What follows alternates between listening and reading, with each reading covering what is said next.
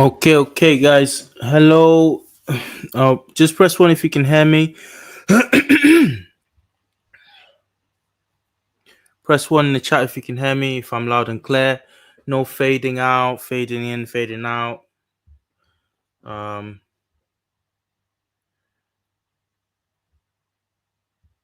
I hope there's none of that. Kapruki says one. Jed Kane says one. Brave Water decides to type one. Good to see you, Brave Cold Water. Thank you very much. Not don't recognize that name, but it's good to see new faces, new names in the chat. All right, guys. So we are just about 10 minutes in, and I think we can just begin right where we need to begin. Thank you so much, guys. Kapruki, I'm so it's so good to see you here in the chat today. Right, a couple of what's it? Let's say 2 months ago, I was doing this conversation with the lady, the one and only, the Dana Reynolds Marniche, Dr. Dana Reynolds Marniche, and she was absolutely fire. She was amazing.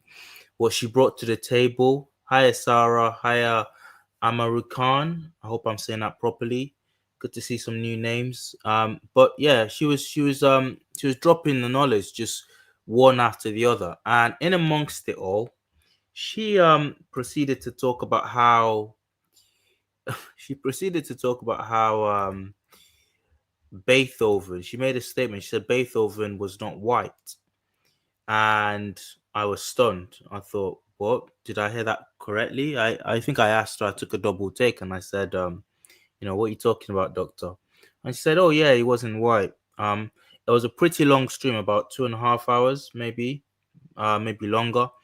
But I couldn't really go back and find the specific section. But it's there. If you want to go back at some point and listen to that live, it had some difficulty with its sound, but it was still, once you get past the kind of fuzziness of her mic, you get used to it. Your ears are acclimatized, and you can kind of hear her properly. Not even kind of, you can hear her loud and clear. So yeah, she just said that, and I thought, what's she talking about? Come on, Beethoven was not black. But I kind of thought, well, she is quite knowledgeable. She is an expert in her field. She wouldn't just say something like that. She then also went on to say something else. She said that how did she put it? Well, she went on to say that it wasn't it wasn't so much that it was no, she didn't rein back the black comment. What she said was, she paraphrased a quote from a person that said, if he had been alive, he'd be shocked by the depictions of himself that are being bandied about. I said, okay, interesting. So I was like, well, I'll have to look into that in my own time. But I didn't really plan to, but it kind of gnawed at me in the back of my mind. So I kind of went in my free time. I went messing around on Google looking for Beethoven images and whatnot. But then something I saw piqued my interest. There was a quote from people that lived around Beethoven's time, um, and that his coevals, we'll call them coevals, Coevals, I think. People that live extant side by side Beethoven said, it was a comment about how his description, his physical description. And I thought, wait a minute. Okay, that's really all she said. That's really all Dr. Dana Reynolds Manish said. She said he'd have been surprised to see the depictions of himself. Now I thought to myself, okay, all right, this kind of backs that up, this quote I'm seeing. And that kind of led me down the rabbit hole. I thought, well, there's lots of things I've cast aside before in the past, and I end up finding out much later, oh, actually, that's actually true. That's actually true. That's just not spoken about in polite company. But it's true. Right. This is one of the things that's not spoken about in polite company, and you'll see why as we delve deeper. Um, it's sort of been relegated to like um, black conspiracy sphere, but it's not. Let me show just what I'm talking about. So let me know. Press 2 in the chat if you can see my screen. If you can see my screen up on, I think you should be able to anyway. I think everyone can see my screen. So yeah, Wildflower says rabbit holes are meant to be explored. Yes, they are. Thank you very much. The Wildflower says she can see. Let me know everyone else. I think if one person can see it, everyone else can see it. Thank you. Right. So we all know what we're talking about. We're talking about this guy that you can all see up on your screens. And this picture, this painting of him is the most famous painting. Right. Ho, ho, ho, ho. Come on. Right. Woo. We're gonna have fun tonight. We are gonna have some we're gonna have some we're gonna have fun tonight. Let me just say that. Okay. It's just dawned on me what I'm about to talk about. It's just at the magnitude of what I'm about to like unveil is just dawned on me just looking at this painting. This is the most famous painting of Beethoven, Ludwig van Beethoven. Let's say it properly, Ludwig van Beethoven. I got corrected on my last video for saying Ishmael by a lot of people. It's like, are we really that? Are we really that childish now? It is actually. It's not. It's not. Oh, that Ishmael is not a name that is exclusive to the Arabic world. It's in the Hebrew Bible. It's, and they pronounce it Ishmael, So lots of people pronounce it Ismail. Some people say Ishmael. So, but these let's call them Arab centrics decided to make it a bone of contention to constantly say, oh, it's Ismail. All right then. Anyway, just in case there are any Germans or Austrians out there, Ludwig. Okay, so we're looking at Ludwig van Beethoven. And you're looking at Ludwig van Beethoven, and this is the most famous painting of him that there is out there. It's called Beethoven with his Missa Solemnis work by Joseph Staeler or Stieler. Now, it's not accurate. It's not accurate at all.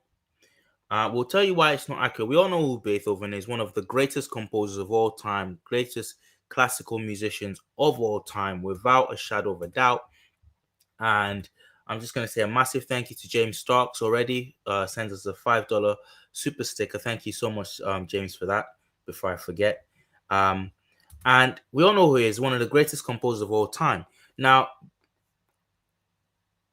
some of the things that aren't known about him was he was also a great improviser on the keyboard. He just had this natural talent for improvising on the organ, on the piano. And whilst he wasn't exactly a prodigy, he wasn't like a savant. He was actually quite well drilled by his father, who we'll come to later. He was no less a genius, right? But I'm going to take you through a few things right now. So that's Beethoven. And I'll just read to you his wiki quickly. And that will mean I have to go to present something else. Okay.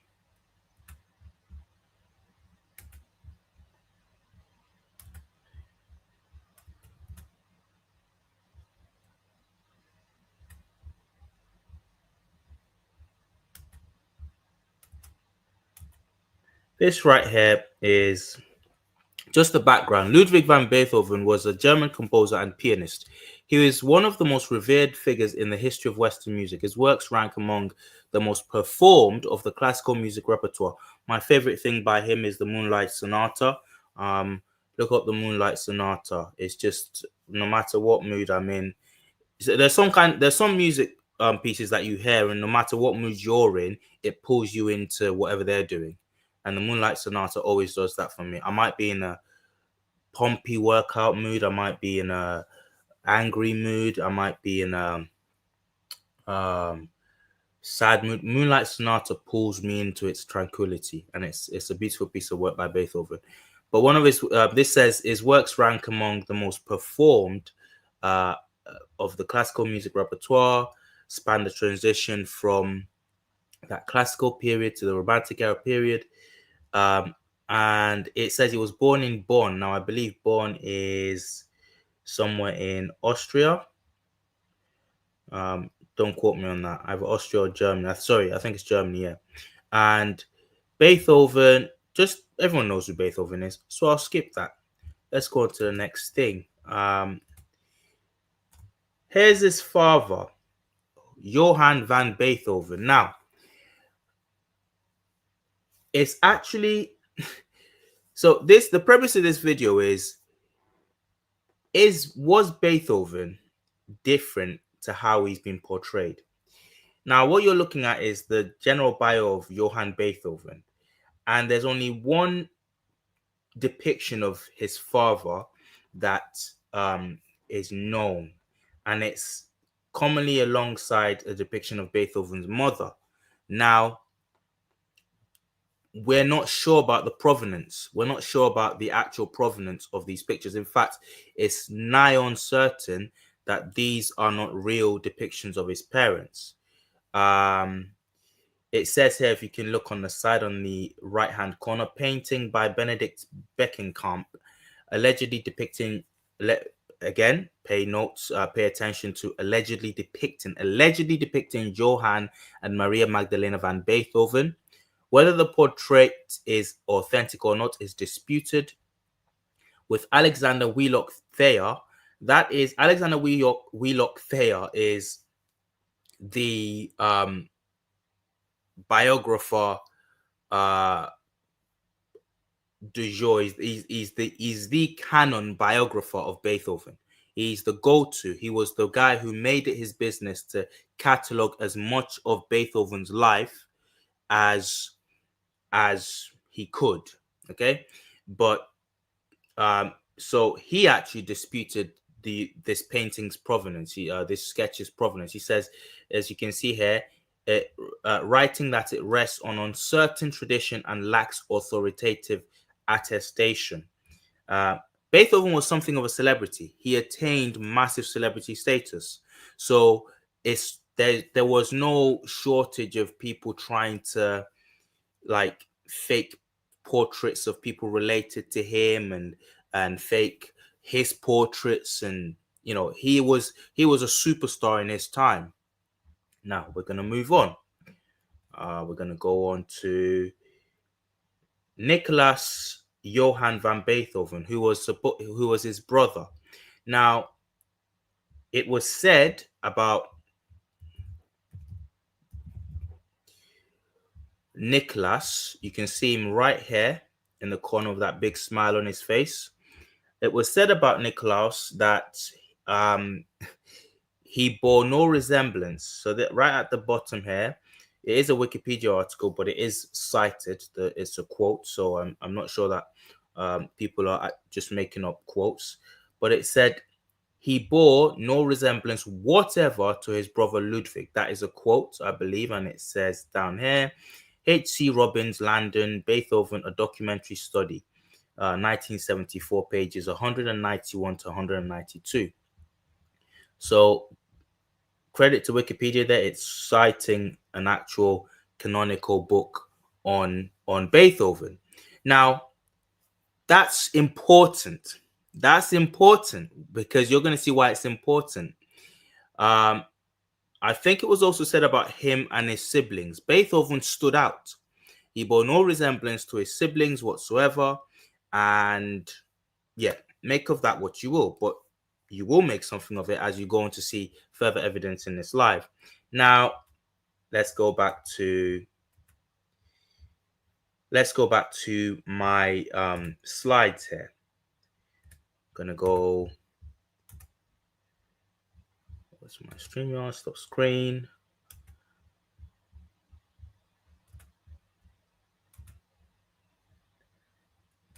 I'll share with you what I've got here. Right. I've got a quote here. And the quote is from an article on Beethoven or Beethoven aficionado website. Said alcoholism was also a major issue in the Beethoven family. His grandfather, his father, and Ludwig himself were all alcoholics. Continual dependence on alcohol often results in erratic, unpredictable, and at times aggressive behavior.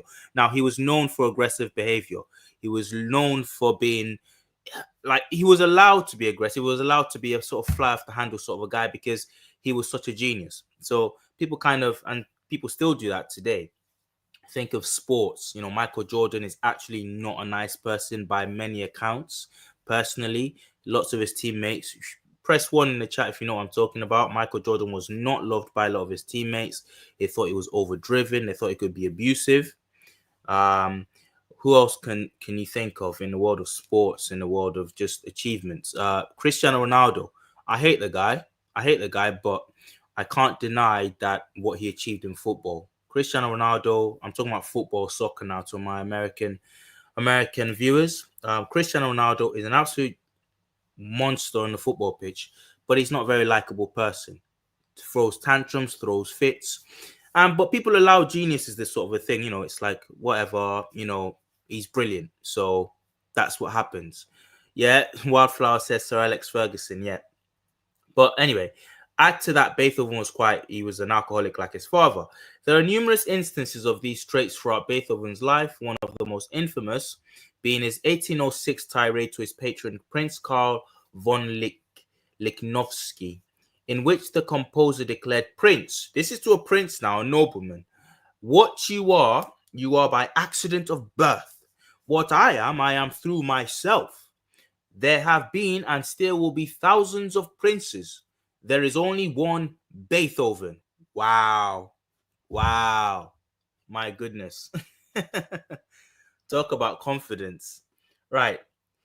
So, I don't know what the light's doing there. Can you see me still? Trill Black just went trill dark. Trill Blick out here. Right. Let's get this back up.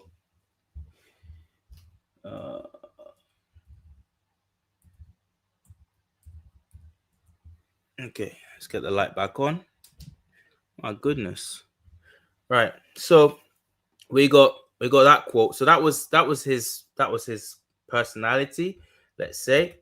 Let's go on to the next. That's the close-up image of his mother, allegedly. That's the close-up image of his father. Well, that's the live. If you want to check that out after this live's done, whenever, feel free to. That was an amazing live with Dr. Dana Reynolds Marniche. Right, I'm going to go on to something else. Let me explain to you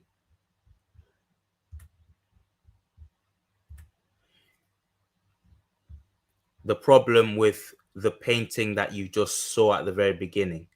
Okay, we have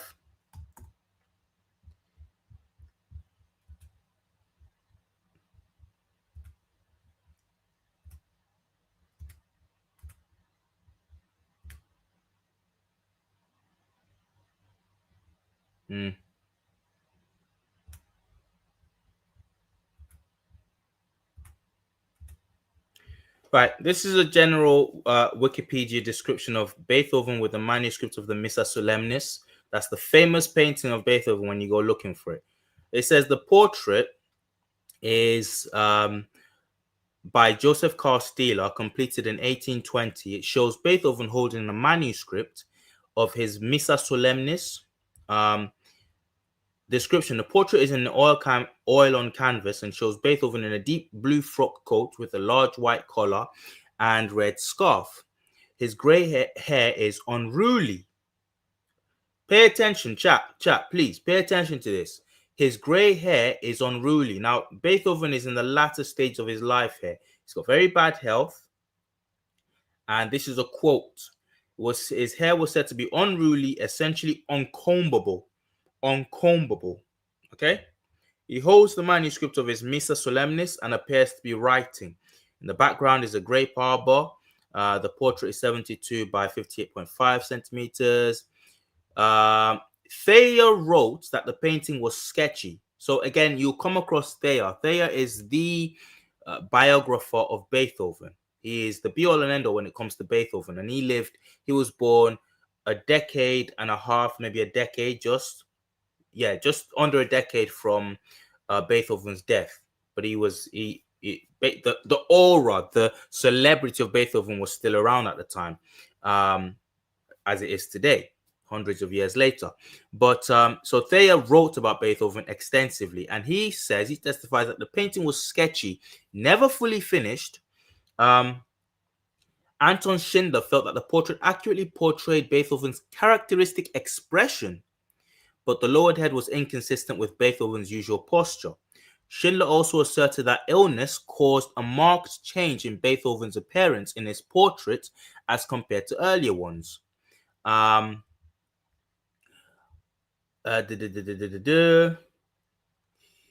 John Clubb Styler's design was even more dramatic than the previous portraits by Mahler. Okay, blah, blah, blah.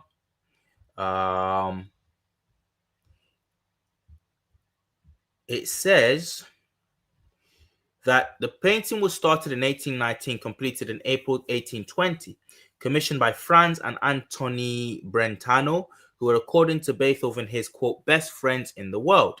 Stahler, who was noted for his portraiture, was in Vienna to paint Emperor Franz at the time he met Beethoven. Beethoven saw having his portraits as made as a form of penance and allowed only 3 or 4 sittings, requiring that Stahler finish painting the body and the portrait's background without him. Okay? As a result, according to Alexander Comini, Beethoven's arms are not convincingly attached to his shoulders, etc., etc., etc. Right. There are several reproductions, and essentially, I wanted to highlight the fact that there's already a few problems with the what's the word for it? The painting du jour, the painting of that everyone likes to put up with pride. Whenever this comes up about Beethoven was black or potentially could have been black or had some black ancestry, this painting comes up. It's put out there as a rebuttal. Of course, he wasn't black. This is his painting. Now, this is a funny tact that people who like to, I wouldn't say like to maybe necessarily, but people operating out of ignorance and reaction. You know, there isn't. You've got to check out every claim. You've got to ask what if the wilder, the more you've got to check it out. The wilder the claim, the more you've got to actually wonder why. Where's that come from? And knee-jerk reactionary types will say things like, "Oh, look at this painting. Obviously, he wasn't black. You know, this is stupid black conspiracy theoryism and whatnot, or black supremacy." Now, there are already quite a few problems with this painting. It was painted at the end of his life. It was quite, as you will find later, it was said to be amongst the many paintings that his biographer, Alexander Thayer, said was heavily stylized, heavily sort of romanticized Beethoven. Okay, romanticized Beethoven. I'll show you the quote later. And it was also painted during the time when he was sick. Now, if Beethoven had color to him, if he was a mixed race man, now I'm not about to tell you that Beethoven was full on black. He was as black as me. No. But from what I've found, it seems that Beethoven, I'll just lay my cards out on the table now. It seems that Beethoven was uncomfortably, and you'll see why I say uncomfortably later on, uncomfortably a mixed race man. Okay? Bear that in mind. And I'll show you the proof of that, or the seeming evidence of that. Now, it seems if this painting was painted at a time when he was ill and it was near the end of his life, aging, I think it was in his 50s at this point, and you know, people aged, especially back then, people did not age well, especially with all the diseases back around then and whatnot. This is around the general life expectancy, even amongst the rich. 50, late 50s max is you're doing quite well. If he had any coloration to him, there's something called, and I'll show you the paper right now.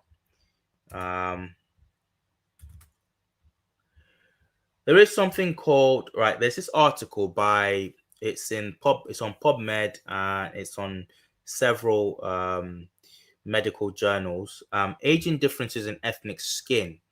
And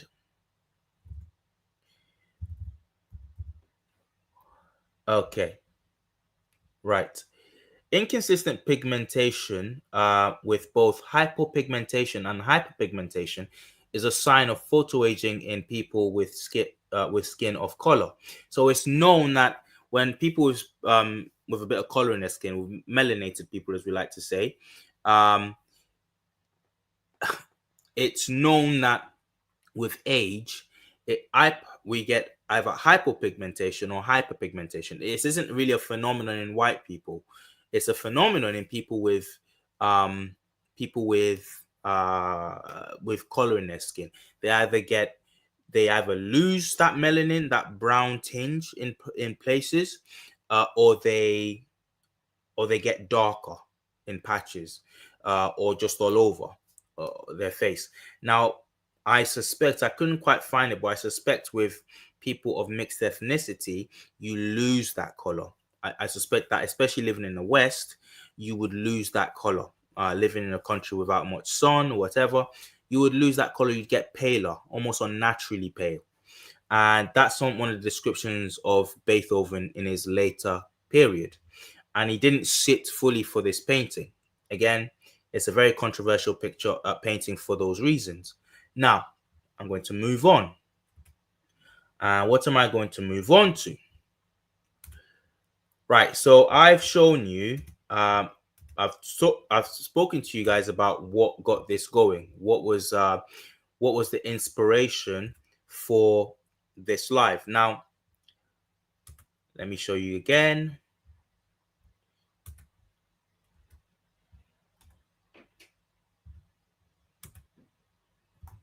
It's this lady to my right, Dana Reynolds Marnie. She said, if you're just joining us, I can see quite a few people in the chat already now.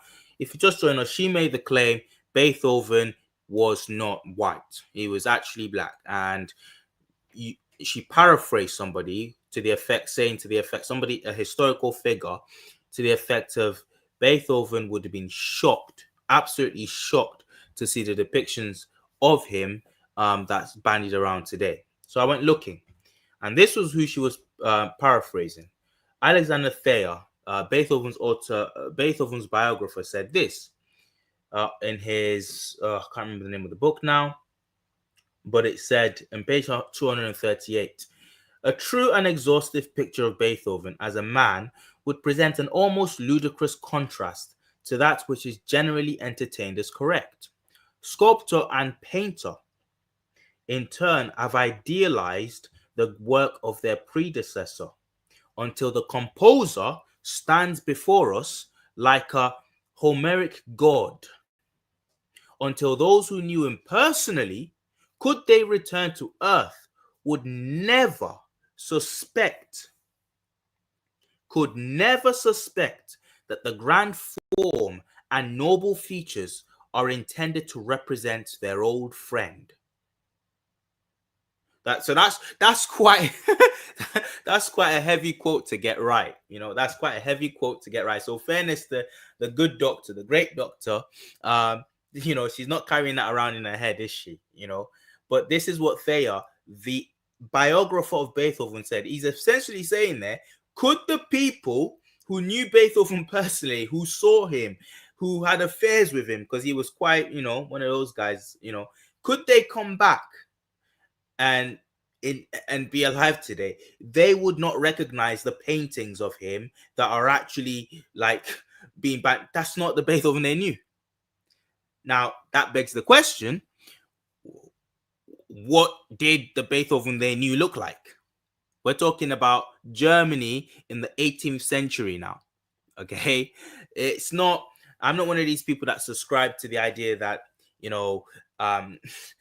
everyone around was black, and they've in 1700s Germany or Austria, and they've just suppressed that, and white people just came up like in the 1800s or something like that. I don't believe that at all. That's silly, and I think we do ourselves disjustice when we when we rock up with these theories. Okay, so we're talking about Germany in the 1700s. Um, they don't. Thayer, according to Thayer now, they wouldn't recognize the Beethoven that's popularly depicted, that has been copied and stylized and duplicated over and over and over again, and we have all these different pieces of him. Now, let's see why. This is Alexander Thayer, the uh, biographer of Beethoven, the guy who everyone looks to as the authority on Beethoven. And well, I've given you a kind of general rundown about him, so no need to do anything else about that. Thayer, and here's another. What you're about to see is another idealized work of Beethoven. This one is very, very idealized. I didn't go into detail. I could have given you the lowdown on this painting, but he didn't even sit for this painting. He didn't even sit for this painting at all. Okay, right. No, it wasn't. RJ McKen. Who asked that? Green KC. No, this wasn't a live painting. No. Okay. Right. Let's keep going. This is where it began. This fellow here, Samuel Coleridge Taylor. Now, looking at him, he's quite dark, especially as it plays out on a black and white daguerreotype or whatever you'd call this picture, this photograph style. He was a mixed race British composer, one of the greatest of his era. Now, he said he went on a concert tour in America, and he was shocked by the way he was treated a lot of the time. A lot of the time he was treated quite badly up until they realized, oh, you're here to play. You're actually the guest of honor. You know, you're not like, oh, you know, they they didn't have segregation in Britain. They had other forms of racism, but they didn't have segregation. So this guy traveling around America in the South was like, wow, this is like racism on another level. Samuel Coleridge Taylor came back and he actually made a statement. He said, if Beethoven, where's the quote? Here's the quote, and it's from a Guardian article. Coleridge Taylor said, if the greatest of all musicians were alive today, he would find it, if the greatest. So Beethoven, I want you folks to keep that at the back of your mind there. We're talking about somebody who can rightly lay claim in his time for about 100 years, and some even till today will tell you, even despite what's happened since Beethoven was born and died, a lot of people will tell you Beethoven is the greatest of all time. Okay, I had some people in the comments on a community post I did yesterday say he's my favorite composer. So hands down, you know, in a lot of people's books, he's the greatest musician of all time. Samuel Coleridge Taylor said this: if the greatest of all musicians were alive today, that's Beethoven, he would find it impossible to obtain hotel accommodation in certain American cities. Again, why would you say that? Why would you say that? Samuel Coleridge Taylor was not some bum, okay?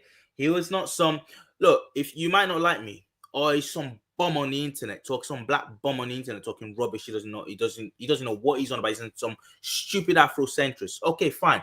This wasn't a stupid Afrocentrist. This was an accomplished composer, right? Coming back and saying, look, the greatest of all musicians, if he were alive today, walking around America, he wouldn't get on. He wouldn't get. Now, combine that with what Thayer said about what he actually looked like compared to what these idealized paintings. That's where it started. And ever since then, it kind of snowballed. It snowballed, this conspiracy theory about Beethoven. Right. Malcolm X said it. Malcolm X had a theory as to Beethoven's birth, his nativity, what is actually what he originated from. And I went down another Malcolm X rabbit hole when I was preparing this live, because the man can speak. I know people give Martin Luther a lot of props for his speaking prowess, but I actually, as the older I get, I think the more I actually admire Malcolm X over Martin Luther King. Malcolm X could speak, man. He could hold a room. So that was another rabbit hole I went down to. Shout out to the memory of Malcolm X. Okay, right. So Malcolm X said it, so it must be true, right? Okay, maybe not. Let's keep digging. All right. So, what did he actually look like? What made Thayer say, uh, this isn't the Beethoven we know? Now, before we go into the people's testimony about Beethoven, I want to say this. Why is this important? Because some people think, and it's ironic the people that say this, they say it out of like, it's almost like they're trolling. A lot of this stuff is only relevant not because anyone else, people like me have made it relevant. It's relevant because the ancestors of people who might want to claim like colorblindness now made this stuff relevant. Now, I watched the 5-minute video on this on YouTube done by a white guy, very, very honest, right? Very, very honest. And it was inconclusive. And the guy was like, look, there's some evidence to suggest it. It was very, very like briefly done. It didn't go into anywhere near the detail that you're going to see tonight. But it was honest in the conclusion and saying, look, the point is, if Beethoven were black and he did have black ancestry, we might actually not know him today.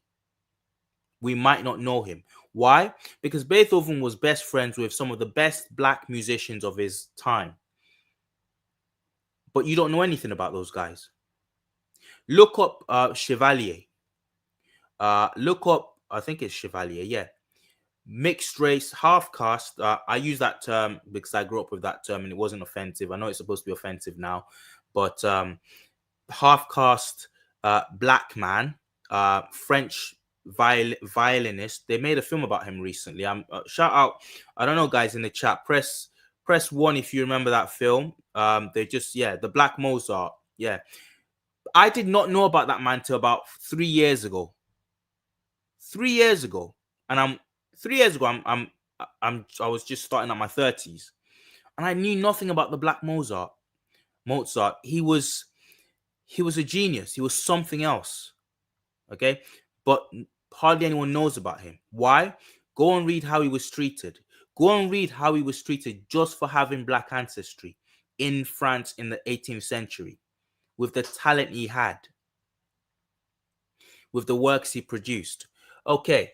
And he wasn't just a musician. He was a warrior. This guy was known as the best fencer, the best swordsman in France, you know, so then there's another guy, George Bridgetower. George Bridgetower. Yeah, Sarah, you can say mixed all you want, but it still means the same thing.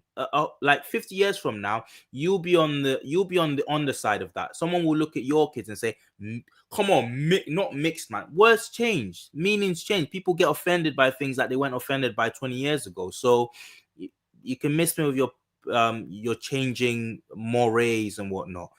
I don't mean any offense by it. You know what I mean, okay? Where I come from, it wasn't an offensive thing. I've got half-caste friends who call themselves half-caste. Flipping heck, I've got mixed children, okay? So please miss me.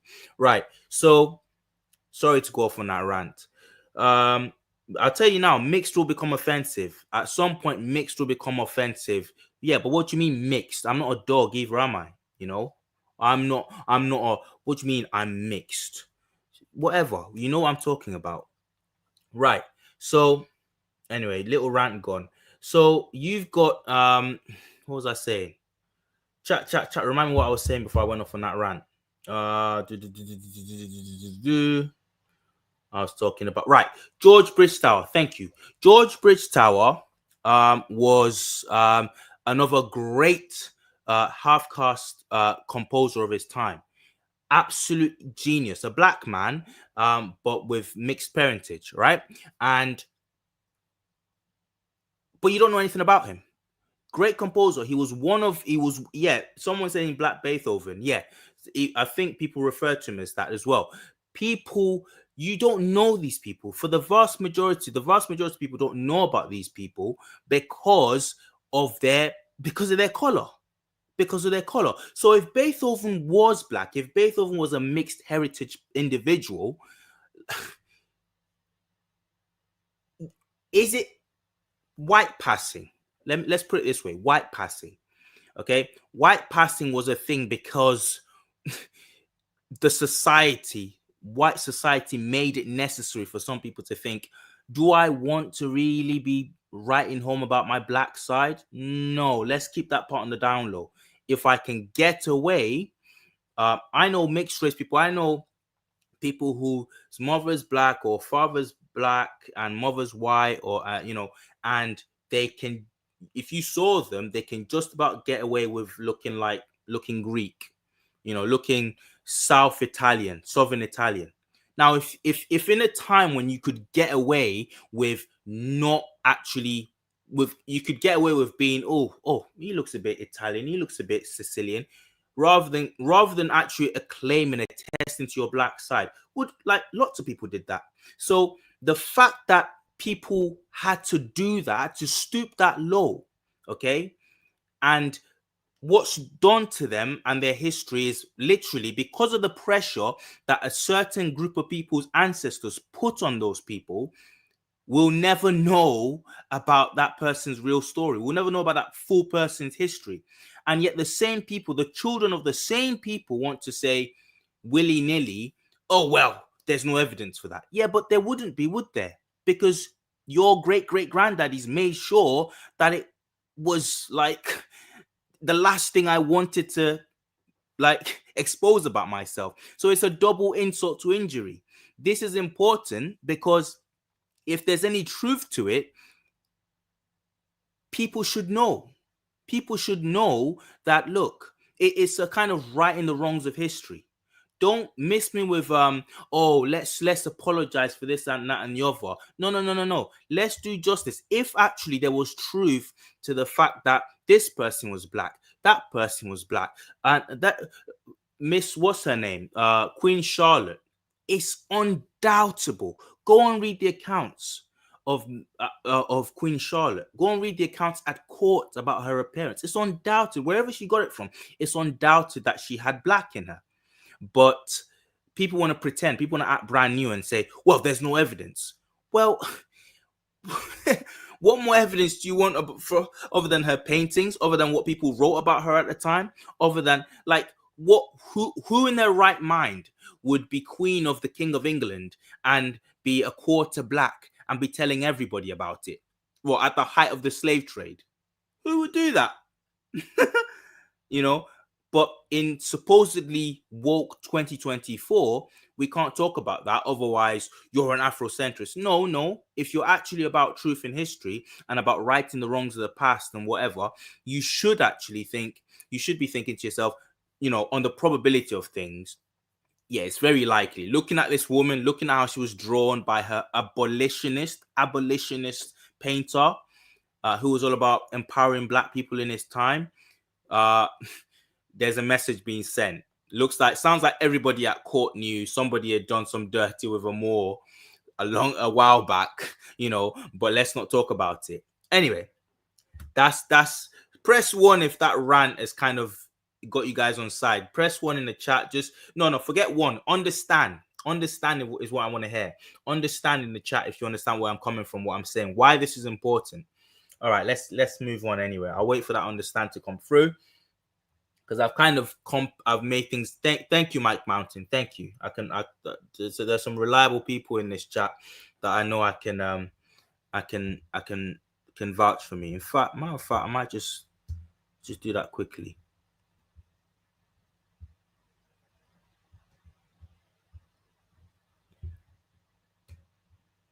Nope.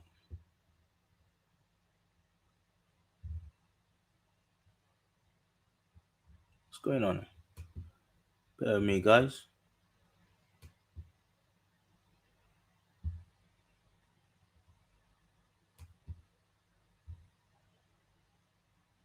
I don't really know about this. Okay, cool. Right. So, we're going to a lady called.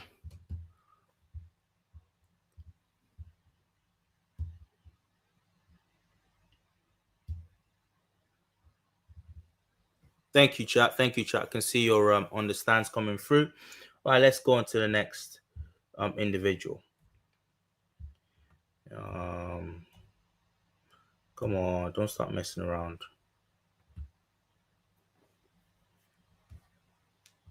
No, that's not what I want.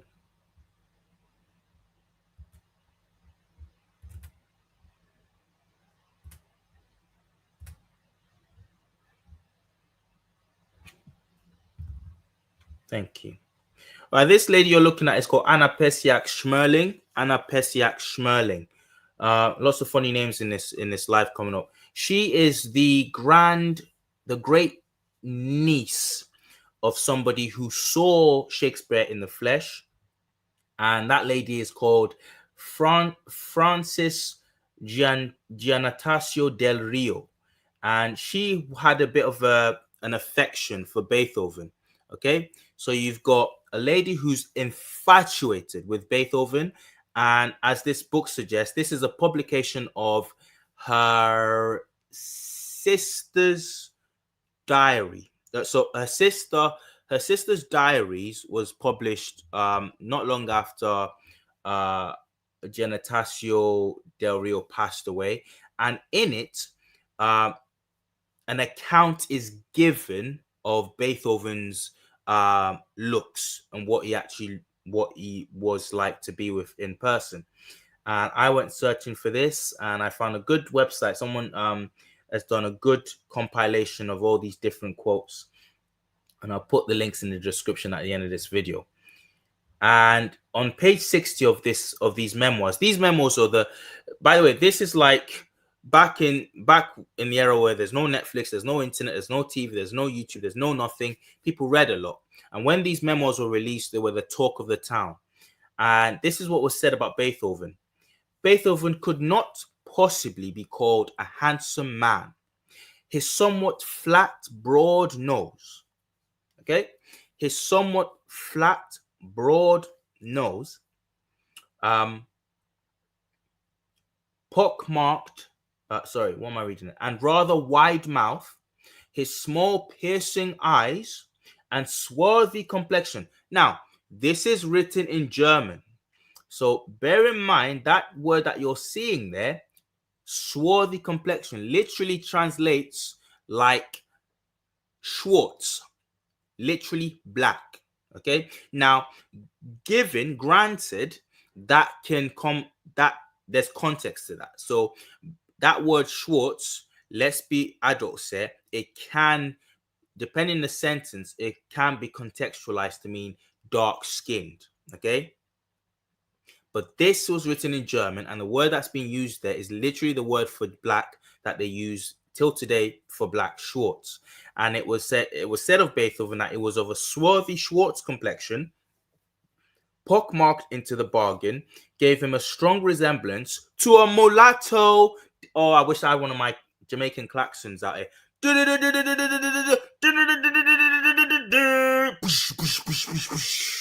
I need glass shattering. Okay, this is somebody who knew Beethoven intimately, and she said, remember, we've already established that his biographer said all these paintings that are going around of Beethoven, they don't do him justice. Fanny, as she was called, Fanny was her name. Giantasio del Rio said Beethoven could not possibly be called a handsome man. Sorry, her sister said this. His somewhat flat, broad nose and rather wide mouth, his small, piercing eyes and swarthy complexion, pockmarked into the bargain, gave him a strong resemblance to a mulatto, and caused many young ladies to pronounce him, quote, ugly. Okay. An artist who took his portrait that year describes him thus: Beethoven has an earnest, grave expression, and usually his quick piercing eyes glance upwards with a gloomy look. His lips are closed, but the mouth is not unpleasant in expression.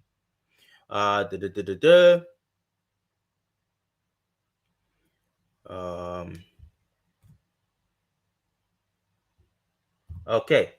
Following on from this quote, it says, he wore a light blue frock, quote. This is another artist, okay, who drew Beethoven. He wore a light blue frock coat with yellow buttons, with white waistcoat and neckcloth, as was the fashion then. But his clothes looked untidy. His hair was of bluish steel color, black, slightly turning gray. His eyes were a bluish grey, and very lively. When his hair was uncombed or in disarray, he looked veritably demoniacal.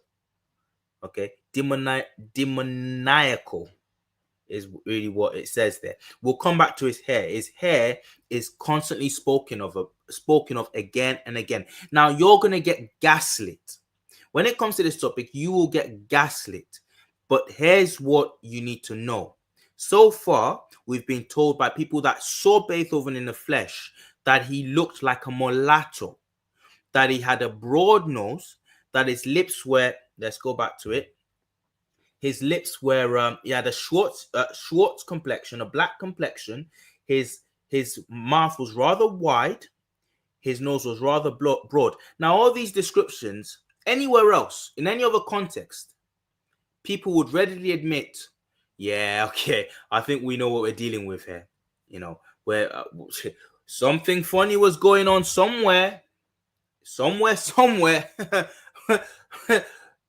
in the family tree of Beethoven somewhere. Now, granted, I've not come in here saying that Beethoven was as black as me here, but if this is what Beethoven was described as by people that saw him, any other place, people would be saying, yeah, fair, yeah, he's a black guy, he's a black guy. So we don't know who did the dirty, whatever, but he's a black guy. But because we're talking about somebody that is reputed to be, this is my belief, because we're talking about somebody who's reputed to be one of the greatest, if not the greatest musician in Western tradition, in Western musical tradition, he can't possibly, the blinders come on. The blinders come on because as you see, not as you see, if you follow the work that I do, the work that others in this space do on YouTube, we're constantly pushing up against this wall of irrational pushback because the past is meant to be somewhere free, like of black interference. A lot of these spaces that we discuss are meant to be free of, like, the world that's been created for us. The fake world that's been created for us is some white utopia where nary a black person tread. And if any black person tread there or made anything of themselves, it was because a white person brought them over as a slave or something. So you're always going to get, but any other person described this way, common sense tells you this person had a Negro background. This person had some kind of a black background. Okay? But all of a sudden, mention the name Beethoven. No, that's not possible. That's not possible at all.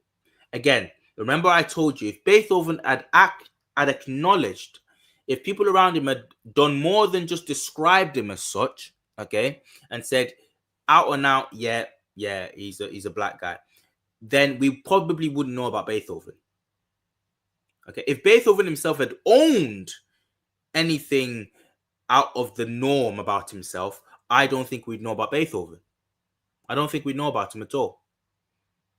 Okay, because the blinders would come on again. Oh, he does these party tricks, but he's Negro. He's well, how good can a Negro really play? You know, they are good, but within reason.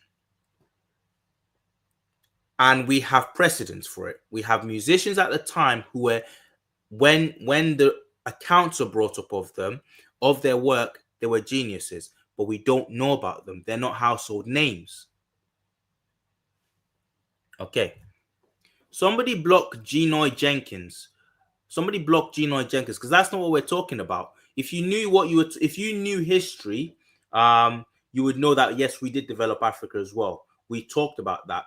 But a little something happened in history. I wonder what it was that could have actually disturbed the development of Africa. I wonder what it was. Yeah. Oh, is it start with S? There's another thing starts with C. No, that didn't have an effect. No, none of that had an effect on how developed Africa could have become. It's just stupid, absolute moppet. Right, let's go on. Sherney's memories. Right, now we're going on to a fellow called Let's have a look.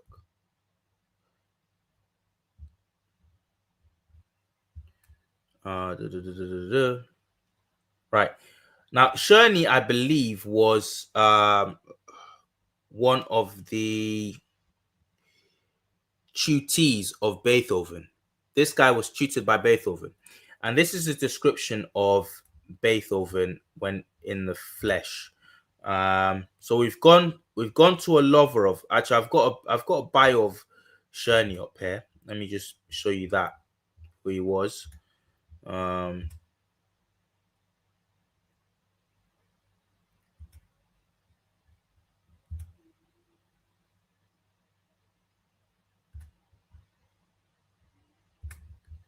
Carl Czerny. Okay, Carl Czerny was an Austrian composer, teacher, and pianist of Czech origin, whose music spanned the late classical and early romantic eras. His vast musical production amounted to over 1,000 works, and his books of studies for the piano are still widely used in a piano teaching. He was one of Ludwig van Beethoven's best known pupils and would later on be one of the main teachers of Franz Liszt. Okay, so a musician in his own right, a great musician in his own right. Okay, right. Okay,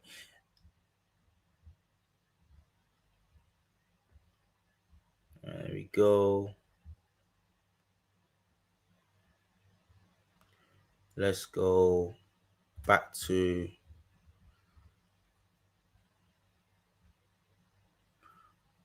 Tell me if you can see the screen. Uh, the I've got a screen up. It should be showing up. I don't know.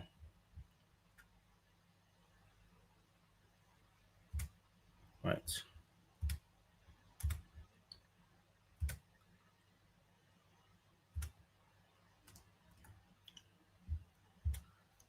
Right. So this is in Czerny's own book now. This is in Memories of from his life, to do with Beethoven, and he says this. La, la, la, la. I have to go back to the bottom. Right. I think I found it. Okay. Right in the middle here. It says Beethoven himself.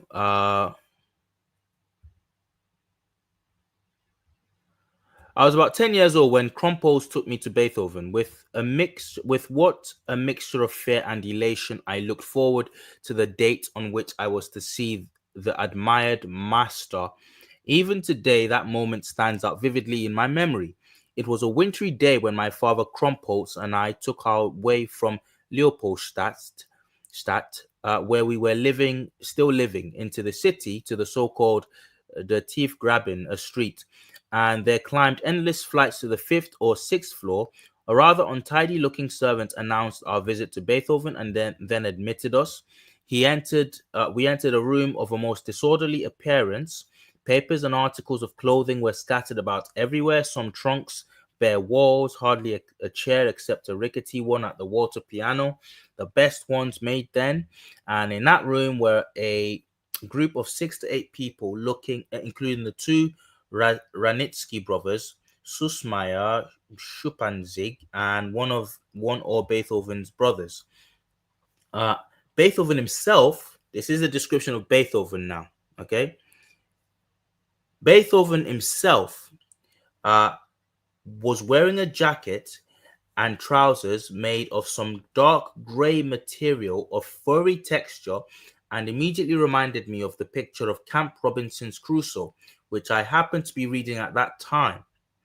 His jet black hair, cut a la Titus, made him look shaggy, the way it stood off from his head. His beard, he had not been shaved for several days, made the lower part of his already swarthy face still darker. Okay, again, his already swarthy face. You cannot get swarthy. Okay, you cannot get swarthy from. Let's go back. In fact, sorry, it's already on the page I was at. Okay, this is not swarthy. Okay, this is not what they mean when they're talking about swarthy. It's not, and you'll see why it's not. Okay, this isn't what they mean by Schwartz. Thank you very much, Mike Mountain. This isn't what they mean by Schwartz. Okay, right. That up there is an idealized painting of him, and I'll show you the more relevant painting, the more germane paintings later. And there's quite a few of them. So we're told that he had a beard, he had shaggy hair, kind of unruly hair. That hair comes back again. Right, let's go out of this. Let's go on to the next. Schwartz, there we have it. It's proof. It's you can do a German to English translation. It just means straightforwardly black. Okay. Cecilia Fischer and Gottfried Fischer, they were brothers and sisters, and they knew Beethoven when they were children. Their memoirs were written beginning in 1838. I think Beethoven is dead by about 11 years then. Since Cecilia was 8 years older than Beethoven and Gottfried 10 years younger, she is presumed to be the primary source of the information that you're about to hear. Okay. Right. Quote. So they knew Beethoven very closely. Short, stocky, broad in the shoulders, short neck, thick head, round nose, dark brown face coloring. Dark brown face coloring. Again, that's not a dark brown face we just saw. Okay? All right? Earlier. Even as a youngster, he was called the Spaniard in this family. Now, that word Spaniard will come back because actually there's someone mentioned more in the chat earlier. More is, well, exactly. We'll just leave it at exactly. Now, he was called the Spaniard in his family. Okay, let's go on.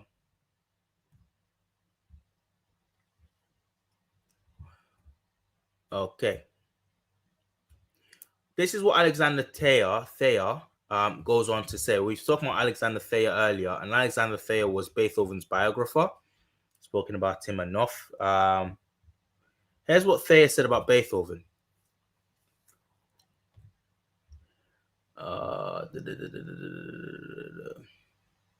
Thayer never met Beethoven, of course, but because of his authority as a Beethoven biographer, his statement published in 1866 relating Beethoven to Moorish features was influential.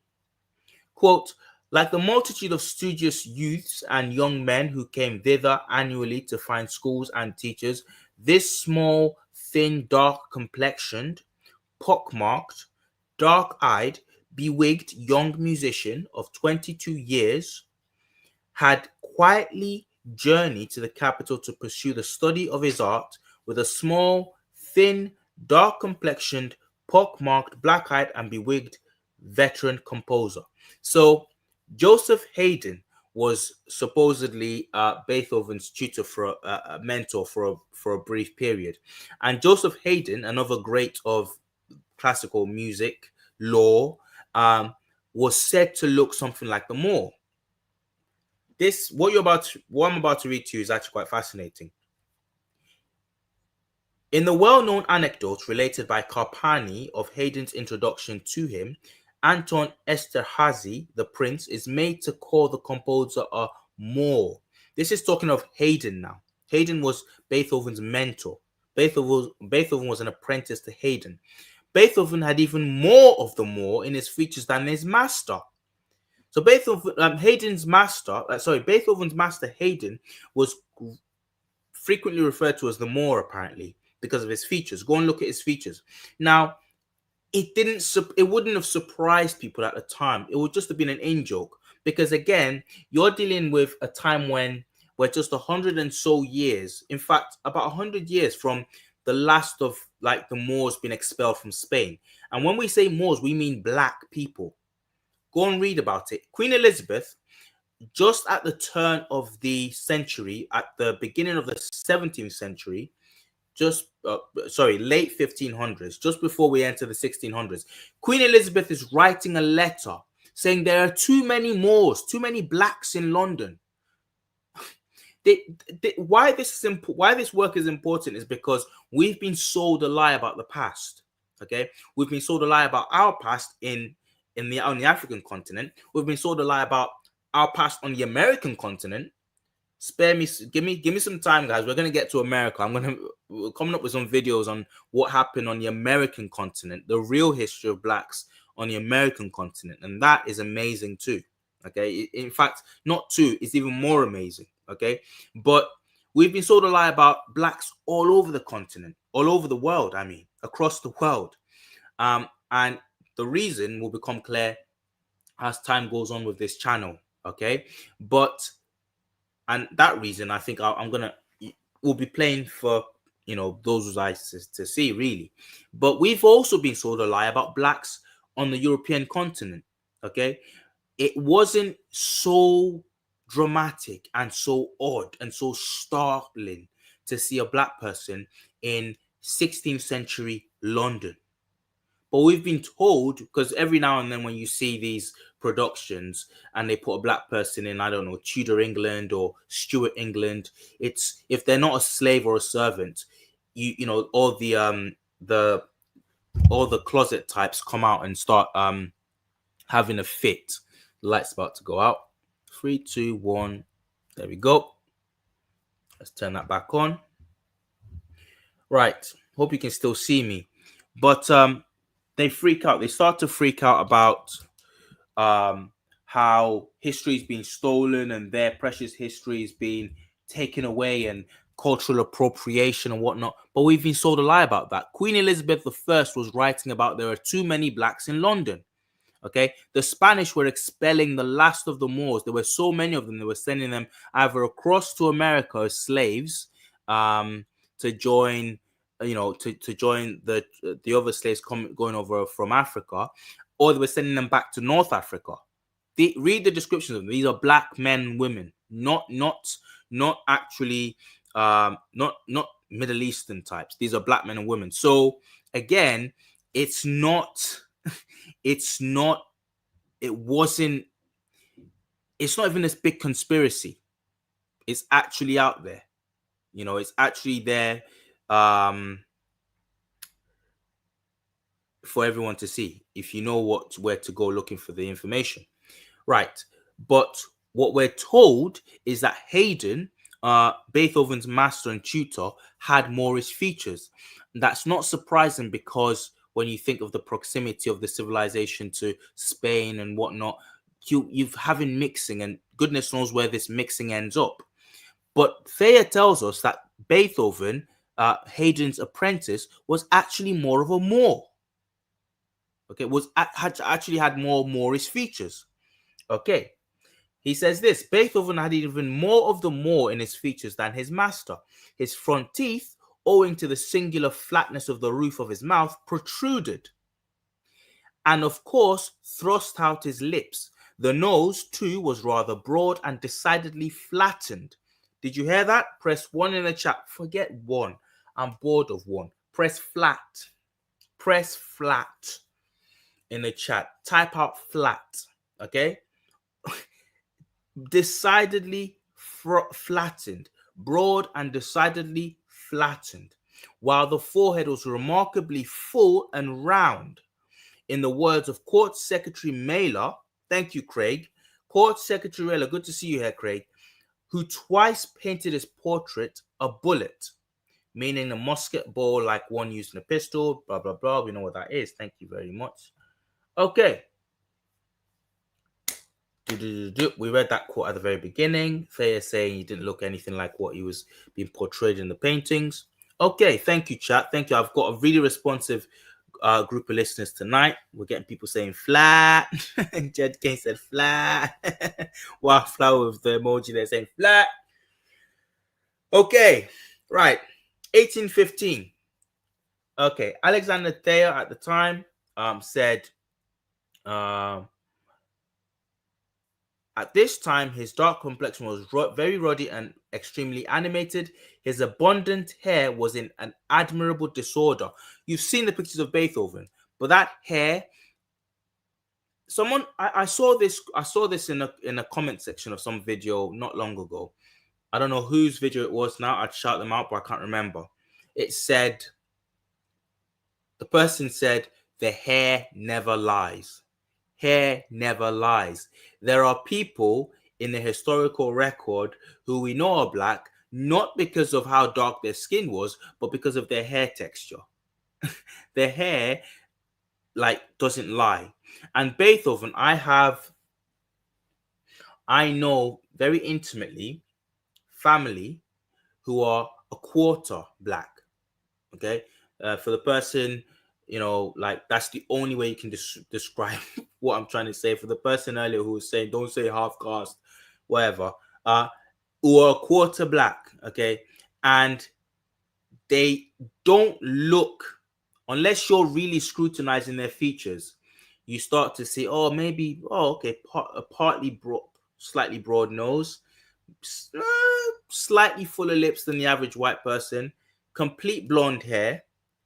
But one thing that remains in their system is their hair frizzes rather easily. Okay, frizzes rather easily and is quite tough. Okay, it's very tough and very wiry. Now that's a quarter person mixed. Again, all of this brought together in one person. Okay, without there being any admixture, is rather unlikely. We're talking about the whitest regions of Europe. We're talking about Germany here. We're talking about places like Austria. you know, People like this don't pop up just because. Okay, there's usually a reason. Okay, and his hair was constantly remarked to as. But I'm reading the comments and I've just seen some individuals saying no evidence, just speculation.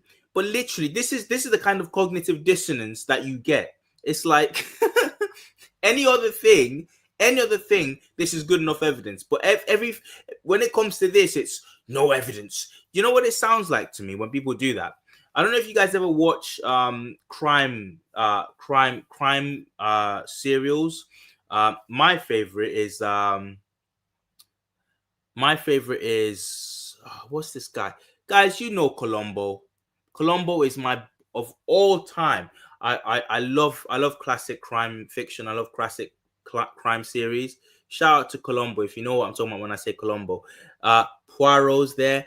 Sherlock Holmes is in that mix. But Columbo, every time he's on the case, every time he's right above the right above fire, when he's really on the button with who's done the dirty deeds, the murder, what you always get is, you have no evidence. You have no evidence. that's you have no evidence. They don't say this is. They don't say I didn't do that. You're crazy. Why are you doing this to me? You're lying. Please stop lying. They say you have no evidence. There's no evidence for that. So that's the same thing you get with these people. No evidence. Yeah, okay. All right.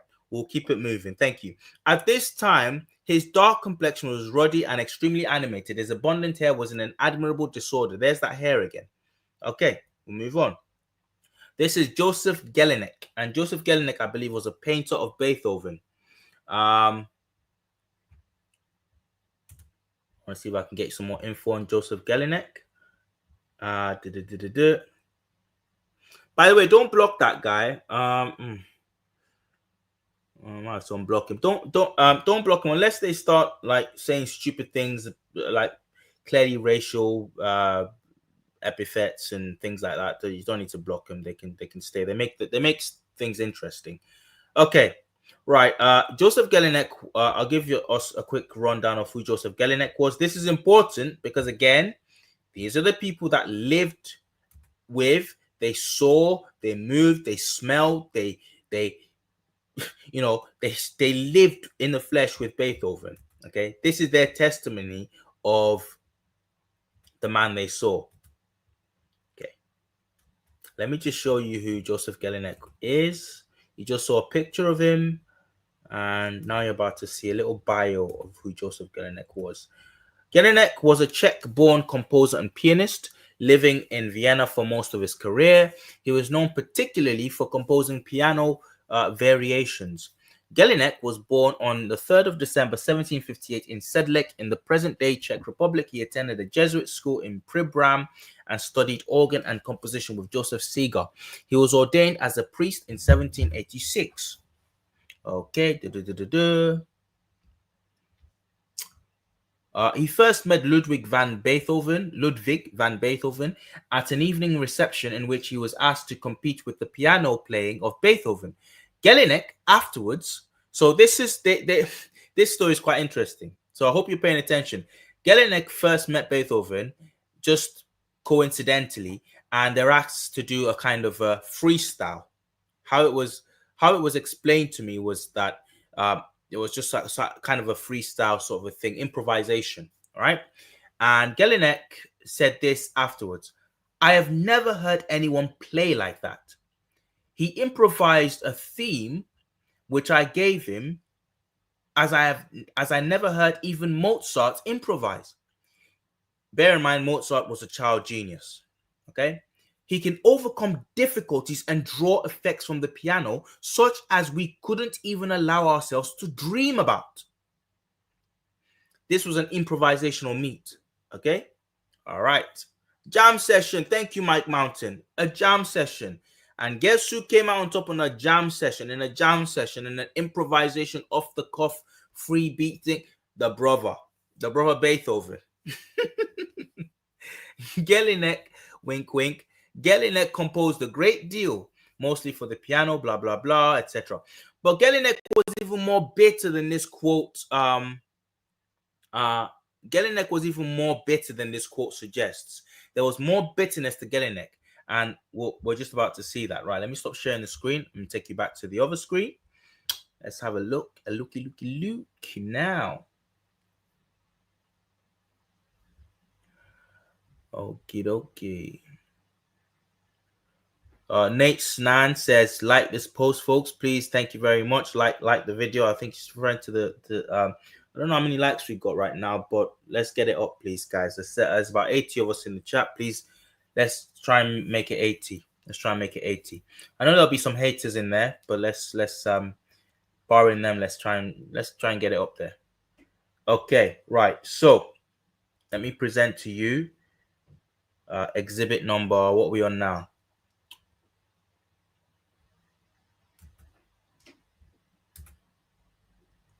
Anyway, Amaf, we're not here to convince you. You know, people like you are decided already. That's cool.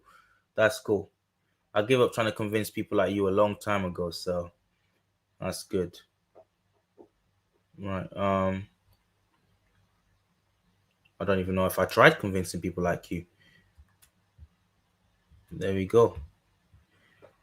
And yet here you are. Right. Okay. Right. Let's go. This is Joseph Jelinek. This guy was bitter. Right. This is what he said. In his 1842 memoirs, Beethoven's fourth piano student, Carl Czerny, who met Beethoven when he was 10, shared two accounts in which Beethoven was described as dark. Schwartz.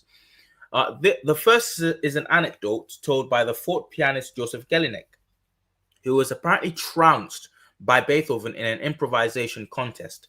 Czerny's father asked Jelinek the name of the man who had trounced him. Jelinek replied, quote, he is short. Listen to this. Ugly. This is the same thing that they described Princess Charlotte as. It's the same thing. You will find this from antiquity till the Middle Ages, to think they like to, in the European space, when the standards for beauty was moving on quite rapidly. I don't know what happened.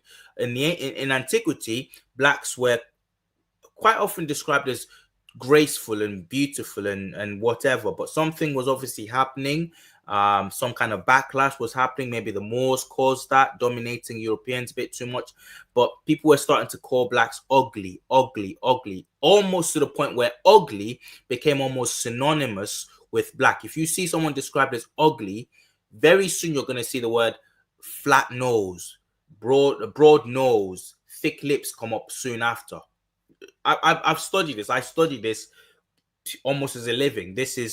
And you see this again and again. If you see ugly somewhere, sooner or later you're going to see black, dark, broad nose, flat, basically a Negro, basically a black dude.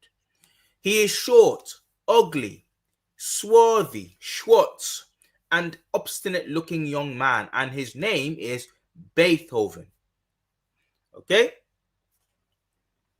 That's what Gelinek, the bitter man, said. And to be fair, it's not. He could have said much worse. So we'll let him off. We'll let him off. He was still reeling from his defeat. Okay. Let's go on. This lady. This lady is a lady called Bettina Brentano, and she might have had an affair, almost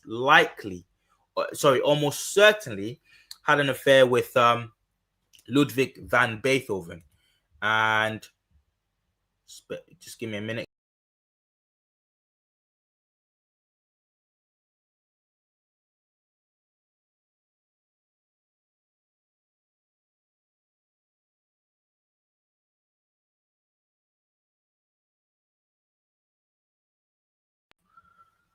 Okay, so right back at it. So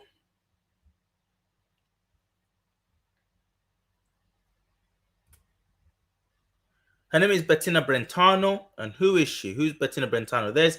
I got two pictures of her up, and I got them up to say that she herself was quite swarthy in the sort of she's got an Italian name there, so it wouldn't be surprising to that she'd be described as swarthy in the sort of European olive skin sense. So they're not. What I'm trying to say is they weren't unused to seeing just slightly tanned olive skin Europeans. That's not what we're talking about. This lady herself speaking that you're about to hear from looks like an Italian sort of olive skinned person herself. Okay. Uh, these people were out and about. They weren't bumpkins who'd never seen brownish Europeans before. But that's not what we're talking about in the case of Beethoven. It's not what we're talking about in the case of Beethoven. Mark me there. Okay. All right. Brentino, I think, was referred to as uh, by Beethoven cryptically in one of his letters as the immortal beloved. So there was almost certainly a little footsie being played under the table there, let's say. Bettina Brentano, press 1 if you know what I'm talking about. Bettina Brentano. The remarkable Bettina Brentano, she was quite something actually, a big writer, met Beethoven in the summer of 1810 after one of his fantasias. Um, and she had made after one of his fantasias had made a striking appearance on her.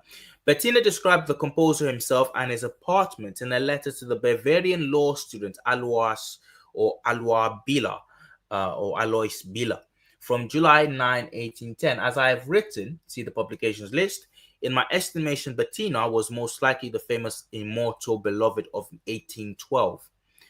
Her 1810 letter contains this marvelous description of Beethoven's appearance. Quote, in person, he is small, for all his soul and heart were so big. Brown and full of pockmarks. Brown and full of pockmarks. Again, we just saw a picture of this woman. She's not herself like Lily White, okay? With a name like Bettina Bretino, Right. He is brown, full of pockmarks. He is what one terms repulsive. That word there isn't actually repulsive, apparently. It's ugly again. He is what one terms ugly, yet he has a divine brow, rounded with such noble harmony that one is tempted to look on it as a magnificent work of art. He had black hair, very long, which he tosses back. Okay. Someone explaining that the William Meredith, the guys who runs a very detailed blog on Beethoven. This is his opinion on this quote. He says, my friend John Suchet suggested to me that the translation of Garstig as repulsive is inaccurate. Indeed, in one of the quotes included below, it is defined instead as ugly. And he goes on to prove that with definitions from the dictionary. Okay, Beethoven's painter, one of his painters, August von Kleber said this: his complexion was healthy and tough. Healthy and strong is a better translation. Emphasis added. The skin somewhat pockmarked. His hair was of the color of slightly bluish gray, and highly animated. Highly animated. Essentially, it stood up. It stood up. Okay, that's what's being depicted every time you see Beethoven. That characteristic. It's almost as famous as the Einstein hair. You know, chat. I think you all know what I mean by the Einstein hairstyle. This is constantly being remarked about. It's tough, wiry, and you're going to see later is described as something else. Hair that, again, if you're quarter, in fact, you could be half mixed. You could be half cast and not quarter cast and have this hair texture. It depends. Genetics are a weird thing, okay? But it's hair that isn't downy. Downy would be the word. Isn't downy. It stands on ends. Again, that's not coming from nowhere. That's not how nature works. You know, not okay. Let's keep going.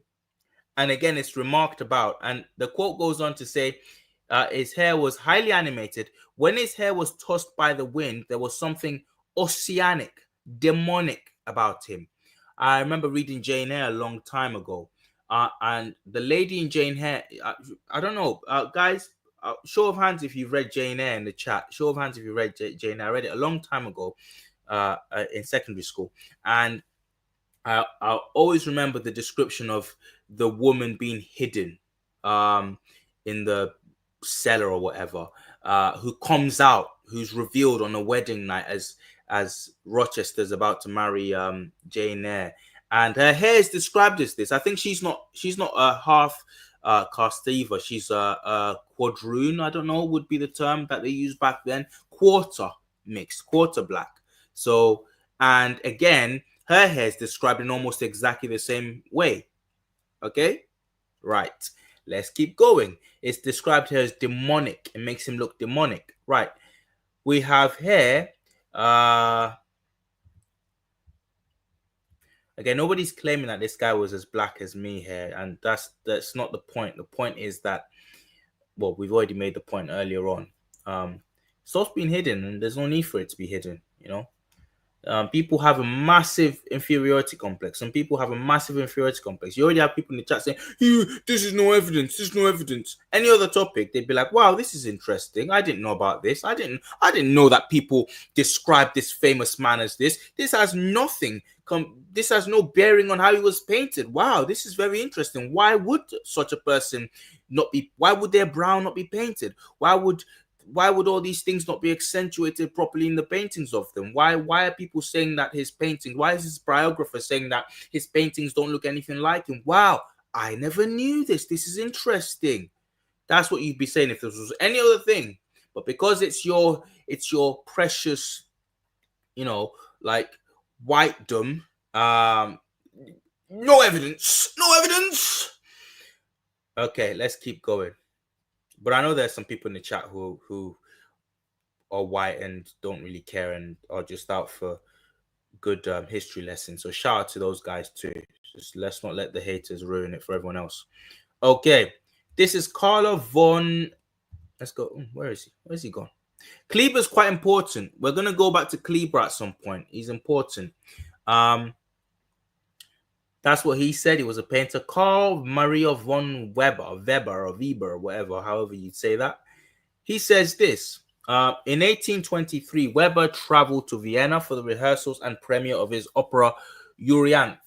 On October 23rd, Beethoven invited Weber to meet him in Baden, and the two men with three others had lunch on October the 4th.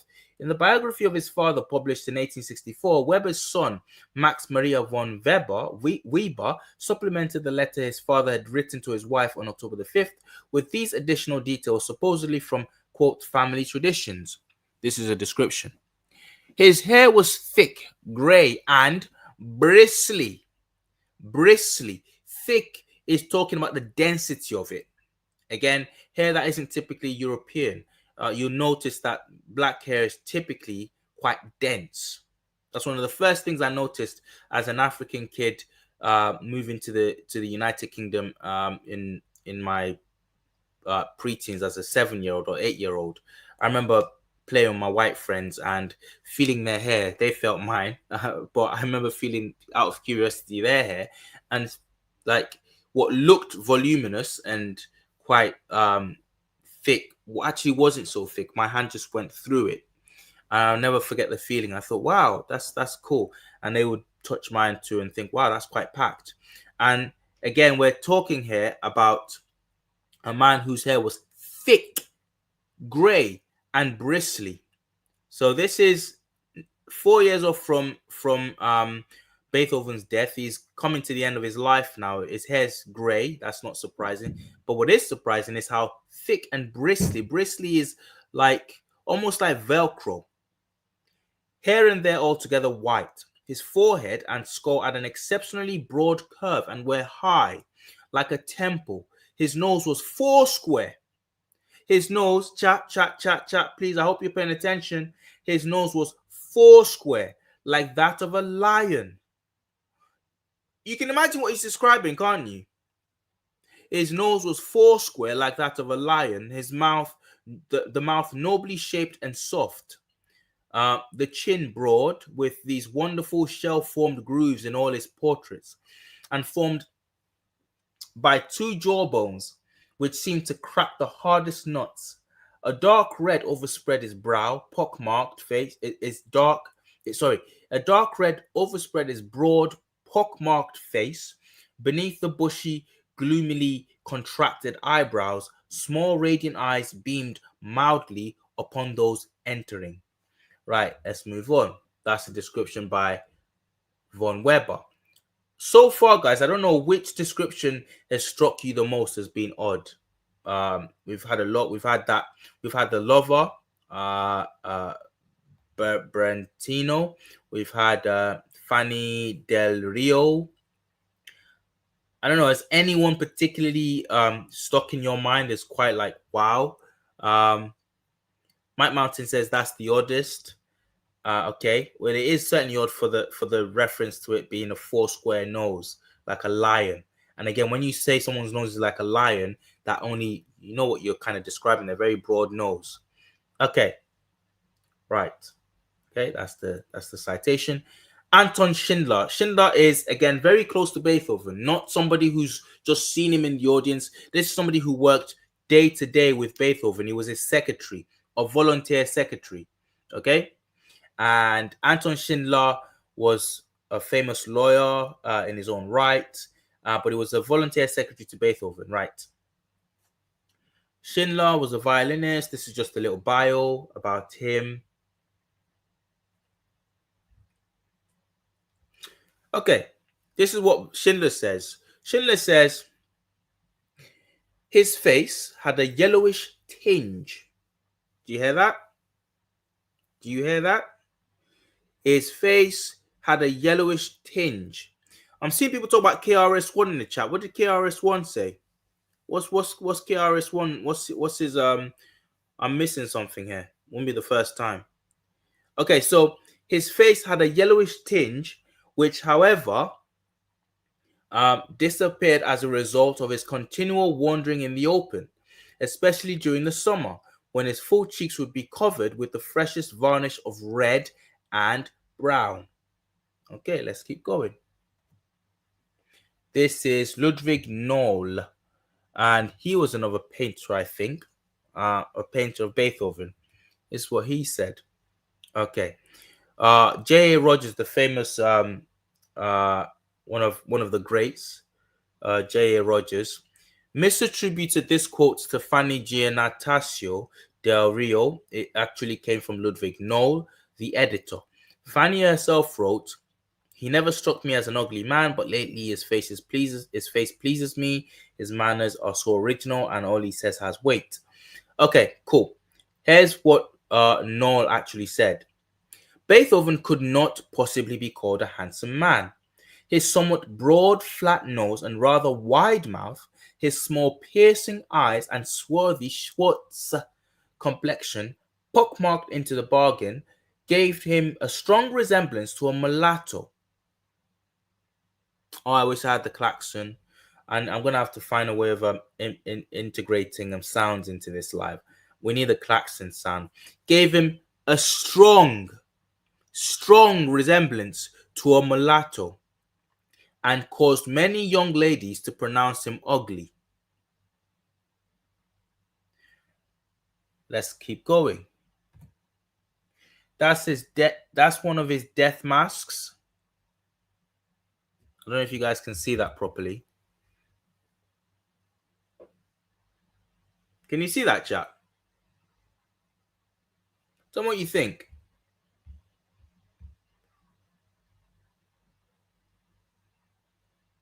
I'm just gonna let that just sit there for a while.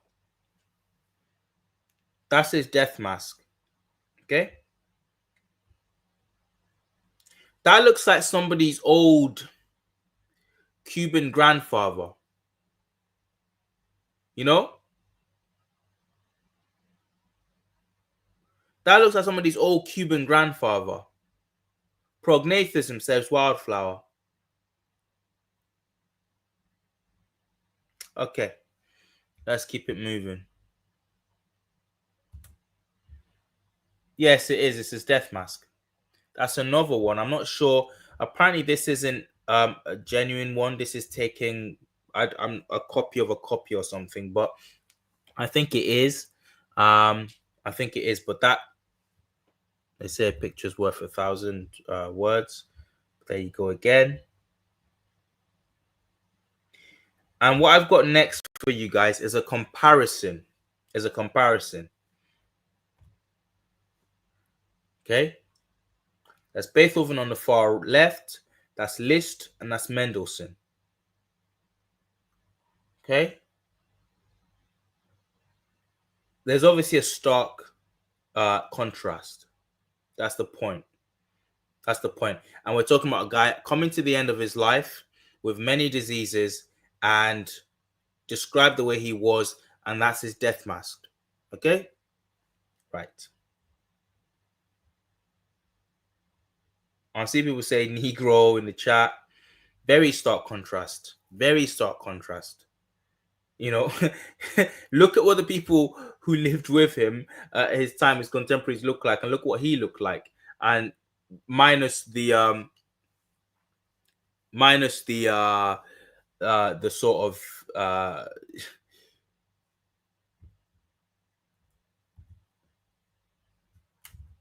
there you go. That's for someone. That's for you, someone. Okay, right. That's not really looking like this guy, is it?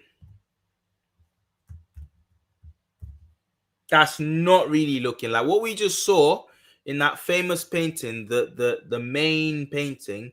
That's not really looking like this guy. Again, nobody's claiming he was as black as me. Okay, that's not really looking like what we've just seen on those death masks. I told you that tonight I went digging for this live. That is incredible. That bears no resemblance. Thank you, someone. The first one is blatant. It actually is blatant. It's blatant. Okay? Right, let's go. Let's move on. You can watch this again. Again, a conventional painting. This is one that was done. I don't know the provenance of this, but this is how he's normally portrayed. Now, we're going into the paintings. We finished the testimonies. These are the testimonies of people who saw him. Okay? And the people who saw him described him as Schwartz, dark, black, broad-nosed, big-lipped or big, broad-mouthed, wiry, bristly hair, uncombable hair. Okay. Now imagine you come to this with no bias whatsoever, and you've never seen the painting done of this man, and you're talking about somebody who's been referred to as having something of amour about him. Dark skin, mulatto colored skin, yellowish tinge, broad nose. Okay, broad nosed, thick lipped, thickish lip anyway. Okay, And this is what you get. This is what you get. Something's not adding up. Something's not adding up. Remember that Thayer said, his biographer said, he looks nothing like what he actually looked like in the flesh, if we're going by his paintings, the popular paintings. There's another one of those popular paintings. Right. Looking at that.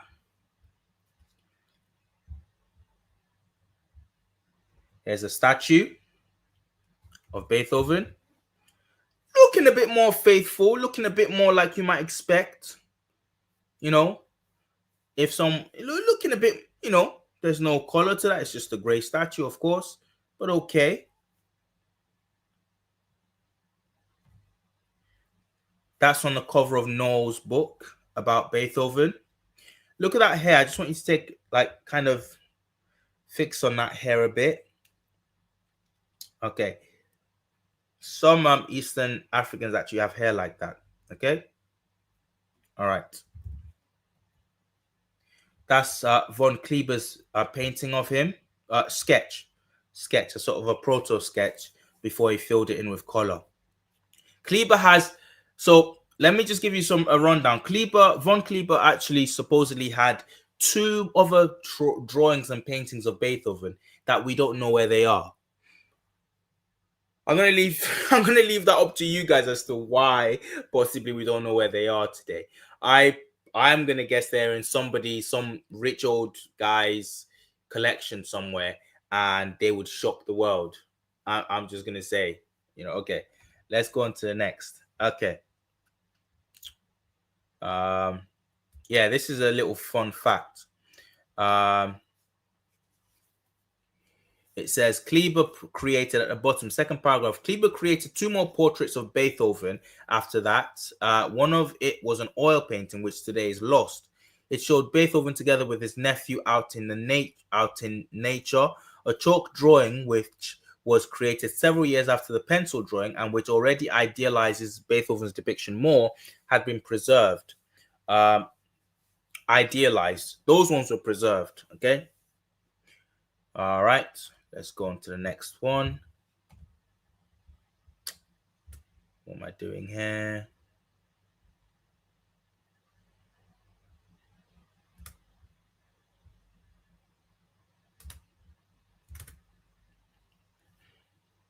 Right. Now we're getting closer to the truth. We're getting closer to the truth of what Beethoven looked like. This was my first foray into this. I saw this image somewhere and I thought, quite colored in there. Quite colored in. Okay. This made me think, let's keep looking. Let's keep looking. Okay.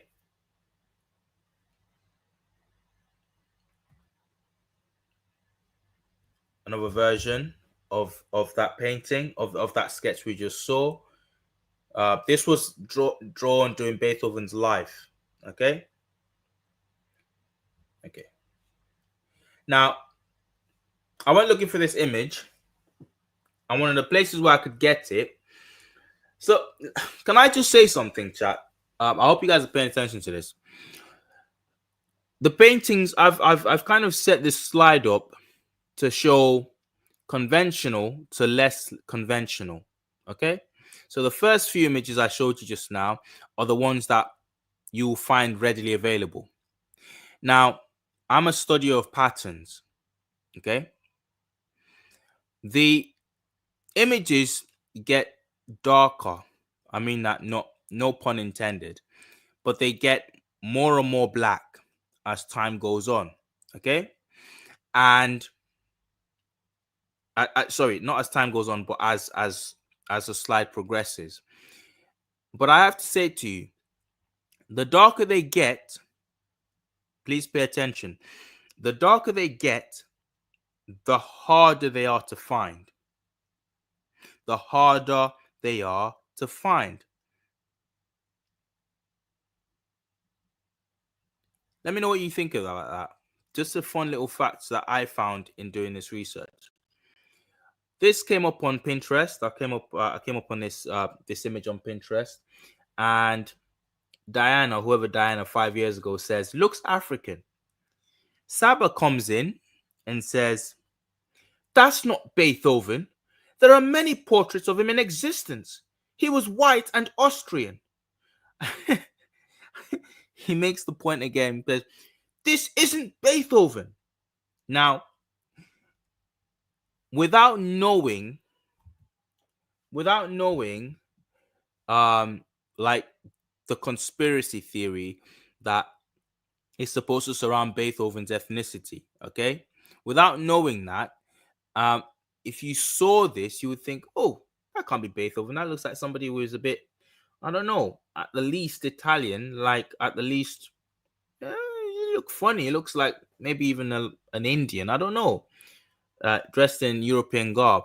But the minute you know about the conspiracy theory, you either say to yourself, that's not Beethoven, or you kind of rewire your mind and you say, oh, yeah, okay, someone drawing him with a bit of a tan, no biggie. And this is an example of what I'm talking about. Saba probably doesn't know. He's never come across this idea that Beethoven was black. He's never come across any other paintings of Beethoven. And he sees this, other than the conventional one, he sees this and he thinks to himself, whoever Saba is, that can't be true. That can't be true. This is a misattribution, but it's not a misattribution.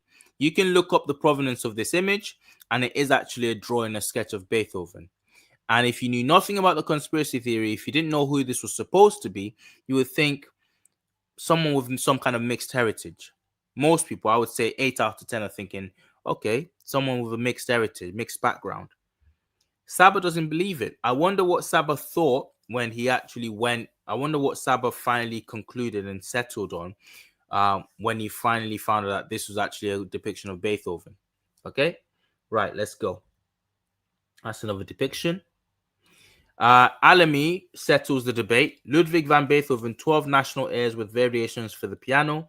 This was a promotional poster, of Beethoven, and I think it was supposed to. Yeah, it says Preston, London, T. Preston, Edinburgh, G. Tom. I don't know. I think it might have been playing in England at that time. Okay, right. What you are looking at now. Now we're getting deeper and deeper and deeper. What you're looking at is a sketch of a young Beethoven. He's not colored in. It's just a sketch.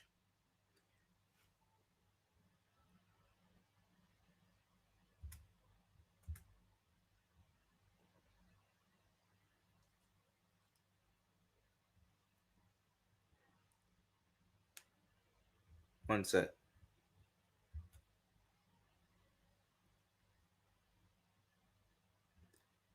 Oh, okay.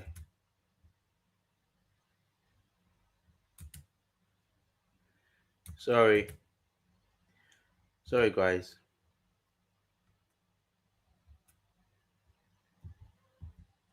Can you see what? Can you see the screen? Can you see what I'm? Someone said. I think someone said we can't. Right, we can't see. Cool. Sorry. Let me just go back. So now you can see. I'm guessing, right? Right. Thank you, Mike Mountain. I can always rely on Mike Mountain.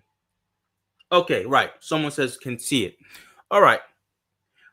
Here we've got.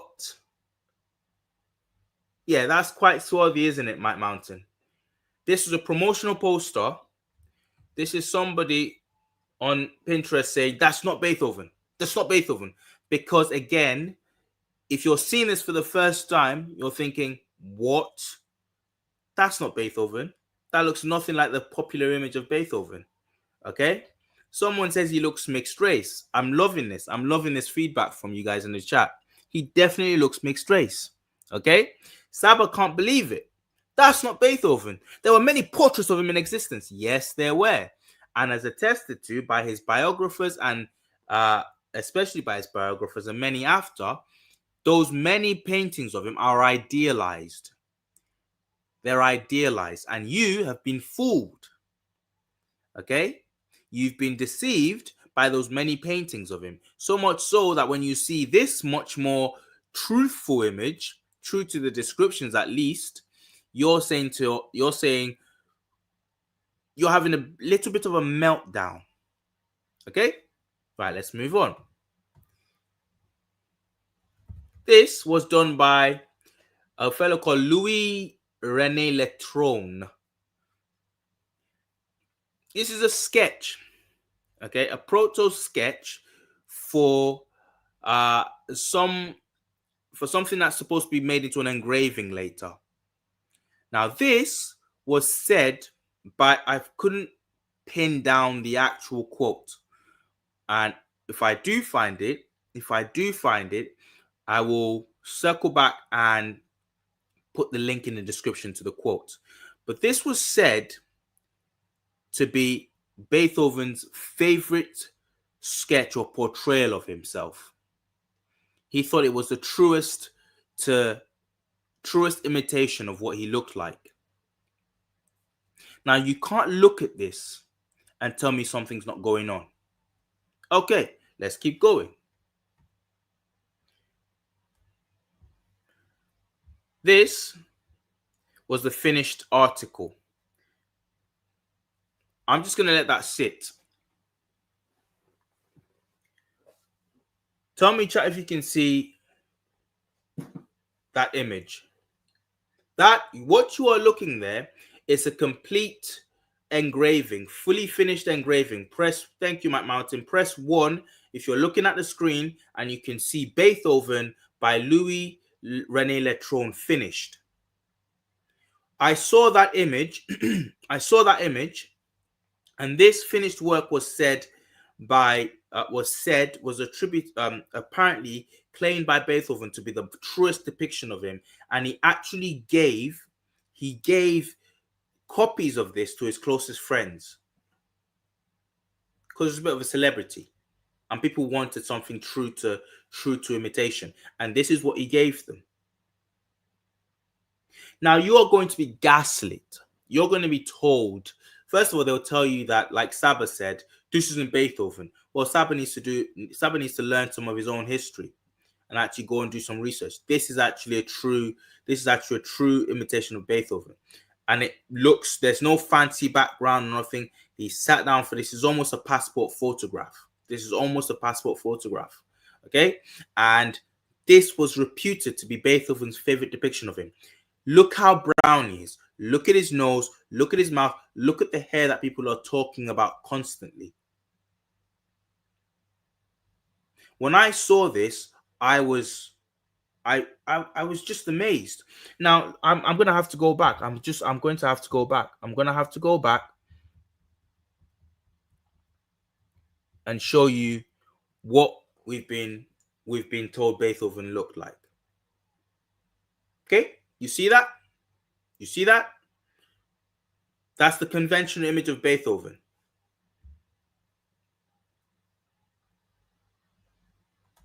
But let's go back to what he said in his own words he actually looked like. Let's go back to what he thought was the most faithful rendition of himself. There you go.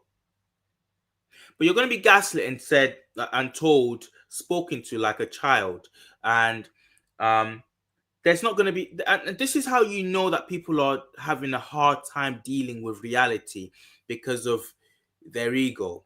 First of all, they tell you there's no evidence. There's paintings of Beethoven. They do this with Egypt. We have depictions of Egyptians. Yeah, the fake ones that you've been shown, Nefertiti. They don't look anything African. And then you show them the ones that do look African, which, when you go digging, are the overwhelming preponderance of Egyptian artwork. The overwhelming preponderance of Egyptian artwork, statues, the common people doing the common things, these are Africans. You show them this, and the next thing they'll say is, people have done genetic tests. This doesn't even matter anymore. Dude, you do know there's genetics, right? Dude? Like, laugh emoji. Shout out the laugh emoji. That's like, they've just discovered the laugh emoji. Like, the crying tears emoji. It's like we they use that to hide like the real tears. It's like, you do know their genetics, ha ha ha ha ha. But I thought you said that there were statues that depicted the Egyptians and they look nothing like blacks. Oh, I show you a few of them, and now it's about genetics. First of all, we know what Beethoven looks like until I show you this image, and then this is ridiculous. This is so conjecture. Okay, let's keep going.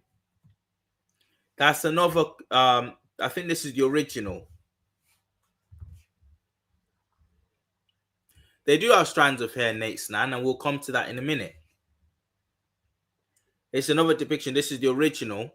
Okay, there we go. That is what Beethoven looked like. That is what Beethoven attested was the closest. This is not a straight white individual. It's just not. Not in 18th century Germany. It's absurd. Okay. I think we might do a t-shirt with this. I think we might just design a t-shirt with the real face of Beethoven on it. Press 1 if you think you'd buy that. Okay. That's a uncolorized version of that. Here's another sketch. Thank you, Mike Mountain. Mike Mountain reckons he'd buy a shirt with the real face of Beethoven on it. That's good to see. Okay. Come on now, family. Come on, family. Come on, family. This is what Samuel Coleridge Taylor was talking about when he said Beethoven would not get on a he wouldn't be allowed he wouldn't be granted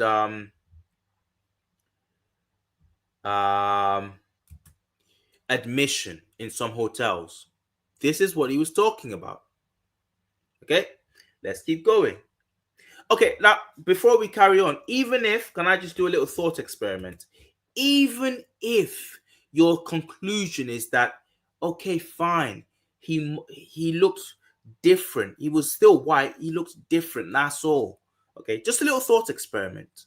Okay, why then? Okay, are these images that are attested to be the more accurate images of Beethoven? Why are the public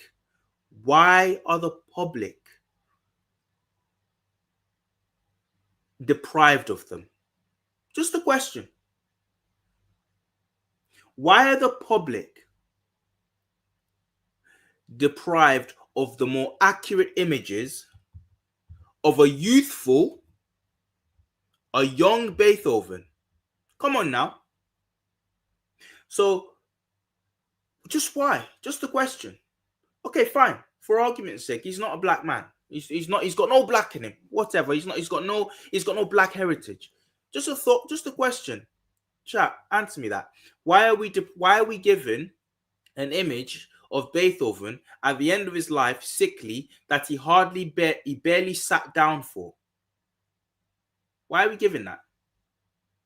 Why aren't we given the image that he was going around sharing with his friends? Why? Why aren't we given that image? Just for the sake of historical accuracy. Why aren't we given this image? Chat, please. Come on. Okay. All right, let's keep going. Right. I'm not going to make that point.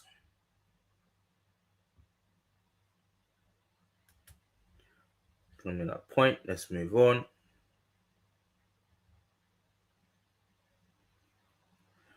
I'm just going to go on to another. That's a much later. I think this is a. They don't know who's done this picture. That nobody knows who's done this, but it's out there. Now, this image was also reputed to be one of Beethoven's favorites. I'm just going to let that sit there for a bit. This was another one done by the same artist, Louis Letron uh, did this one because the first one, uh, the the individual who commissioned the first image that you just saw wasn't happy, so he wanted a second version, and this was the second version. Okay, all right, let's go. I mean, I saw that, and again, I was asking myself, he nigh on looks Indian here. He almost looks Indian. Okay, once again, why aren't we shown this? Why aren't we shown this image of Beethoven? Okay,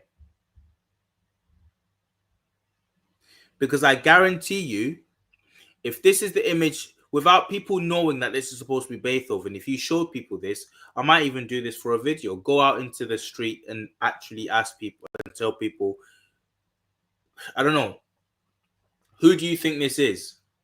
Who is this? And see what they come up with, and see how what their reaction is when I tell them it's Beethoven. You know? Okay. Right. Let's move on. The French painter and portraitist Louis Letron completed his apprenticeship training in Paris, studying with Jacques-Louis David and Nicolas André Monsieur. Uh, Between approximately 1805 and 1817, Letron lived in Vienna and is said to have worked as draftsman for the furniture industry of Downhauser. During the Vienna Congress, he created portraits of the numerous monarchs and statesmen who had come to the imperial city to visit this event. During this time, Letron also drew Ludwig van Beethoven. His portrait was supposed to be the draft for a copper engraving, which should have been done by the Vienna engraver Blasius Hoffel. But Hoffel thought Letron's drawing was not a really good drawing of Beethoven, so he asked the composer to sit for him again. Beethoven agreed, and Hoffel revised Letron's portrait. The publishing house Arteria published this portrait as copper engraving in Vienna, as a copper that should be, in Vienna. The decision of the publishing house to print this portrait shows the tremendous popularity Beethoven enjoyed at that time. This popularity mainly derived from the success of the two compositions Beethoven composed and performed on the occasion of the Vienna Congress, the cantata something something something. Okay? Again, I want you to take a look at this image.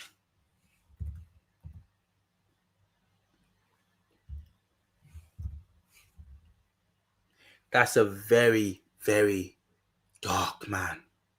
For a European, slap bang in the middle of Germany in late 1700s,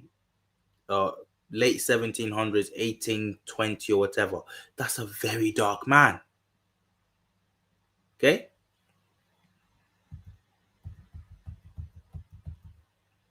I'll take you back to this. Once again, I did not contend at the beginning of this live. I'm not contending that he was a full-on black person or whatever. But again, his image we've been deprived of what he actually looked like. And what he actually looked like there must have been some kind. And the point of this live is to show, in some ways, the fact that the black presence or the black milieu in Europe has been kind of played down, and we've not really known. A lot of history has been kind of, I don't know why, what would be the motive, but it's been kind of suppressed, you know? Right. Let's keep going. Here's another depiction of Beethoven. Admittedly, this is a 1935 depiction by a fellow called Adolf Volkhoven. Okay? All right? Nate Snan, yes. Yes, I do know why. But let's play devil's advocate. Let's play devil's advocate. All right. Okay. This is a Guardian article on the matter. It kind of talks about just the history of the claim. Okay. And it's quite a decent article. It doesn't say It doesn't say one way or the other. It's quite open, okay, as you'd expect the Guardian to be. Um, from the article, was Beethoven black? The evidence is scant and inconclusive. The case rests on two possibilities. Now, you won't hear this anywhere else. Beethoven's Flemish ancestors married black Spanish blackamoors of African descent. Okay, that's one possibility. Or that Beethoven's mother had an affair. That's a possibility, but there's been tests done. Actually, no, there's not. Um, we'll go into that later. There's been tests done, and there's actually some credence to the idea that there was an affair that took place. Not just some credence, it's almost certain. Okay. Um,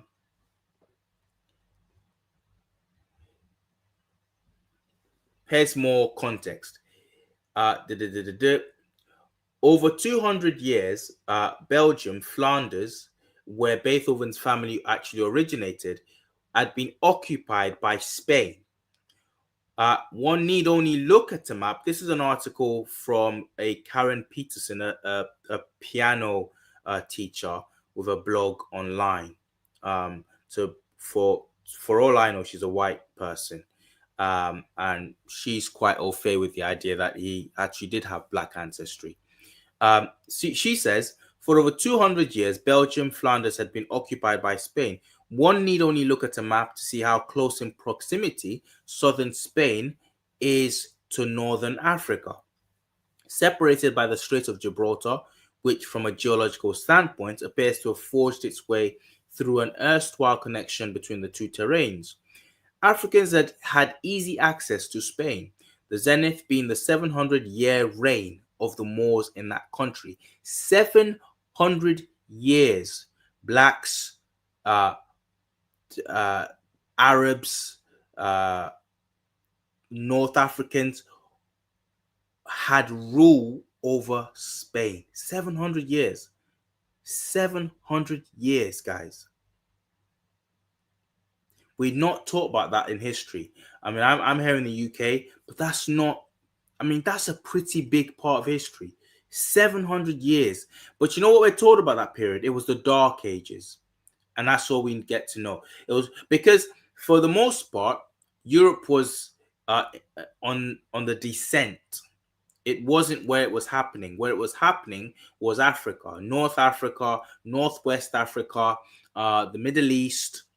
That's where civilization was really booming.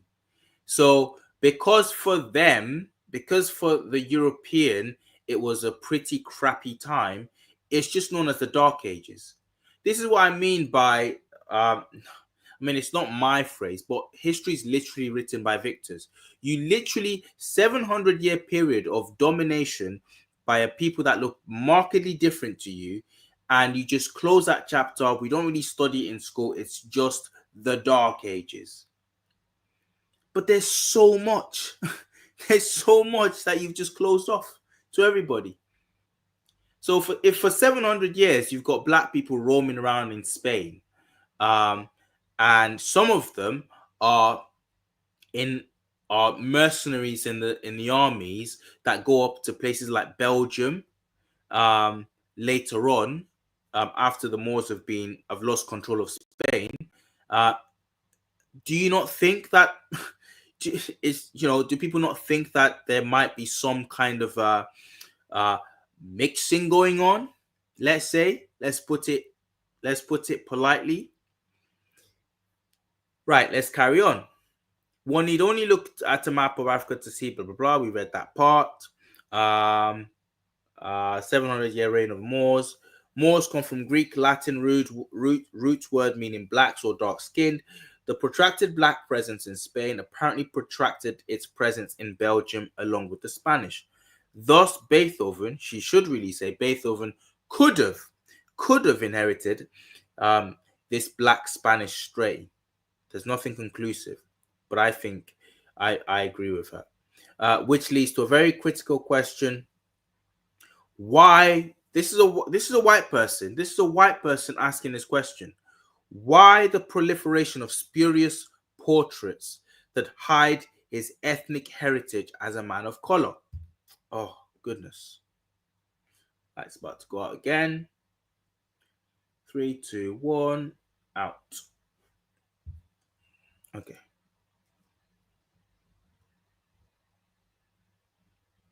Okay, maybe not. There we go. I'm just going to see. Just going to turn the light back on, guys. Sorry.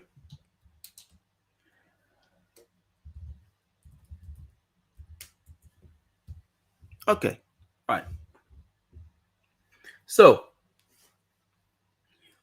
we've got a white lady asking in our article on the question of Beethoven's color and heritage, why the proliferation of spurious portraits that hide his ethnic heritage as a man of color? And again, some of you are saying Moriscos or whatever. That's besides the point. That's besides the point. The point is what this lady is saying. Why the proliferation of spurious portraits that hide his ethnic heritage as a man of color? Why? Okay, let's keep going. This is from the Cantigas de Santa Maria, I believe, a medieval sort of compendium, sort of a book of songs and stories. And I've got this up here in the slides because I want to kind of make a point here. The Moors were in Spain. They didn't rule the whole of Spain. Small strands of northern Spain, a thin strand of northern Spain, was kind of, for the most part, maintained by the Europeans. And in the Cantiga de Santa Maria, you have depictions of Moors, and one of them is a story about a Moor having an affair with a white lady, and he's actually framed. The story goes that Harry is being baptized or asking to convert. Harry is converting, and Harry is later on in the story, for whatever reason. I don't speak medieval Spanish or Spanish at all, but for whatever reason, he is being enticed by a wicked mother-in-law of some sort to sleep with I think her daughter-in-law. And you can see the picture there. He's got his hands out saying, no, no, no, I don't really want to do it.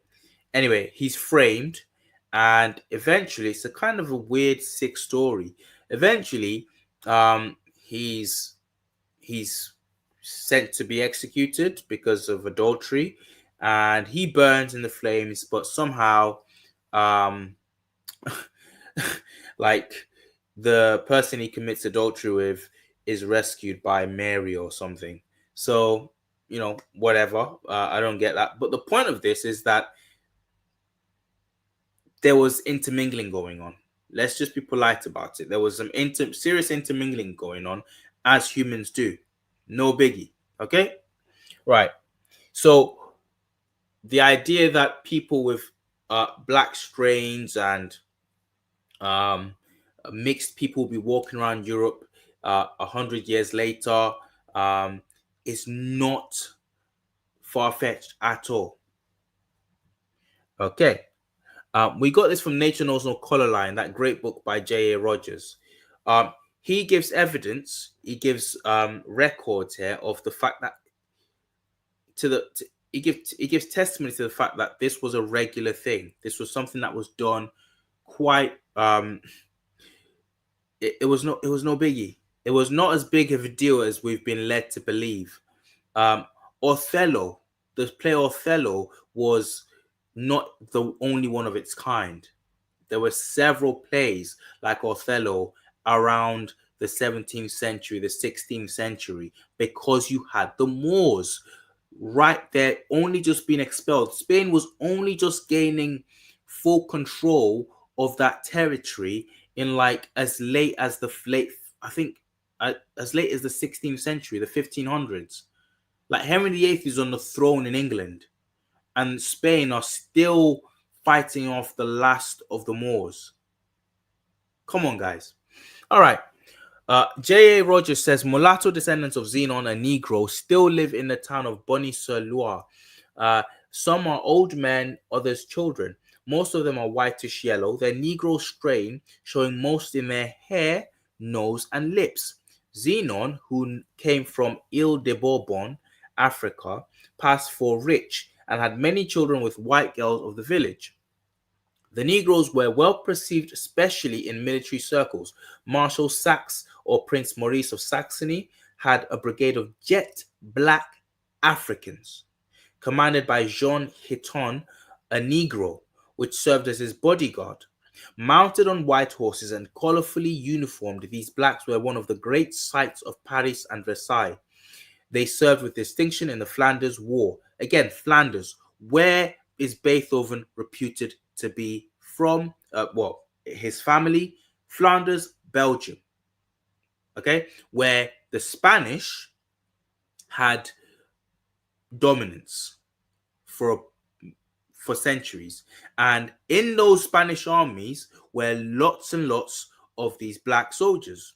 Okay, we've got here a French company being reputed as having numerous blacks in the companies, numerous Moors in their companies, mercenaries, okay, operating in Flanders. Count de Vaux, French ambassador, had a bodyguard of 140 Negroes, picturesquely dressed as his bodyguard. In 1644, when he went to Germany to help write the Peace of Munster, he took them with him, creating a sensation when they accompanied him into the cathedral to worship. Napoleon also had many Negroes, some of whom fought in Russia. They had such names as Black Pioneers and Royal Africans. The latter, a cavalry regiment, served in Italy under General Hugo, father of Victor Hugo, and helped capture Fra Diavolo. I don't know if anyone's ever seen what's his name? Alexander Dumas. Alexander Dumas's father was a half caste, a mixed individual, mixed race individual who was one half black, one half white. If we did not know that, if for this, now it just so happens that Alexander Dumas's father, Alexander Dumas, press 1 in the chat, guys. I don't know if you guys are still listening to me. I've been going on for a while now. Press 1 if you know who Alexander Dumas is. Writer of great books. The Count of Monte Cristo, just one of many, was written by a quarter caste man whose father was a mixed African heritage. And sorry, let me just start over.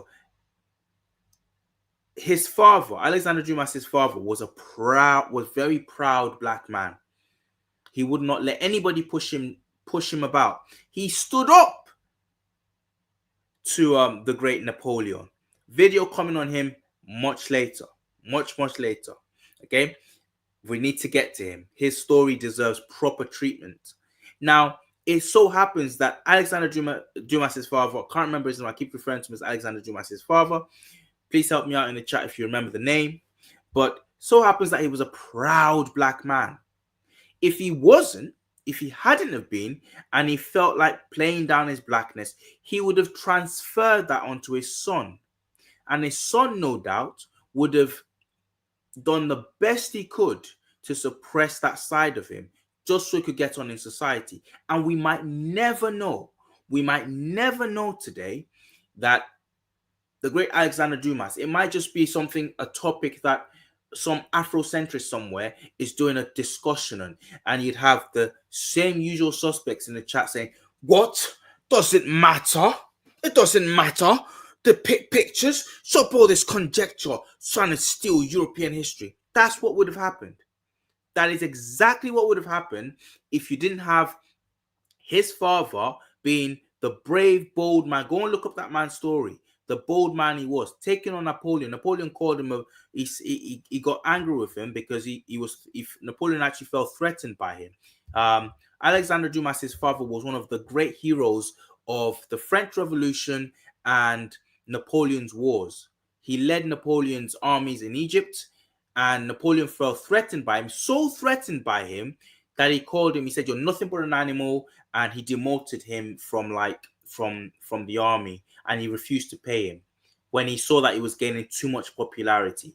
Napoleon actually felt threatened by a black man in the army who was gaining too much popularity. History could have been way different, guys. Could have been way different. Yes, this is Alexander Dumas's father. Yeah.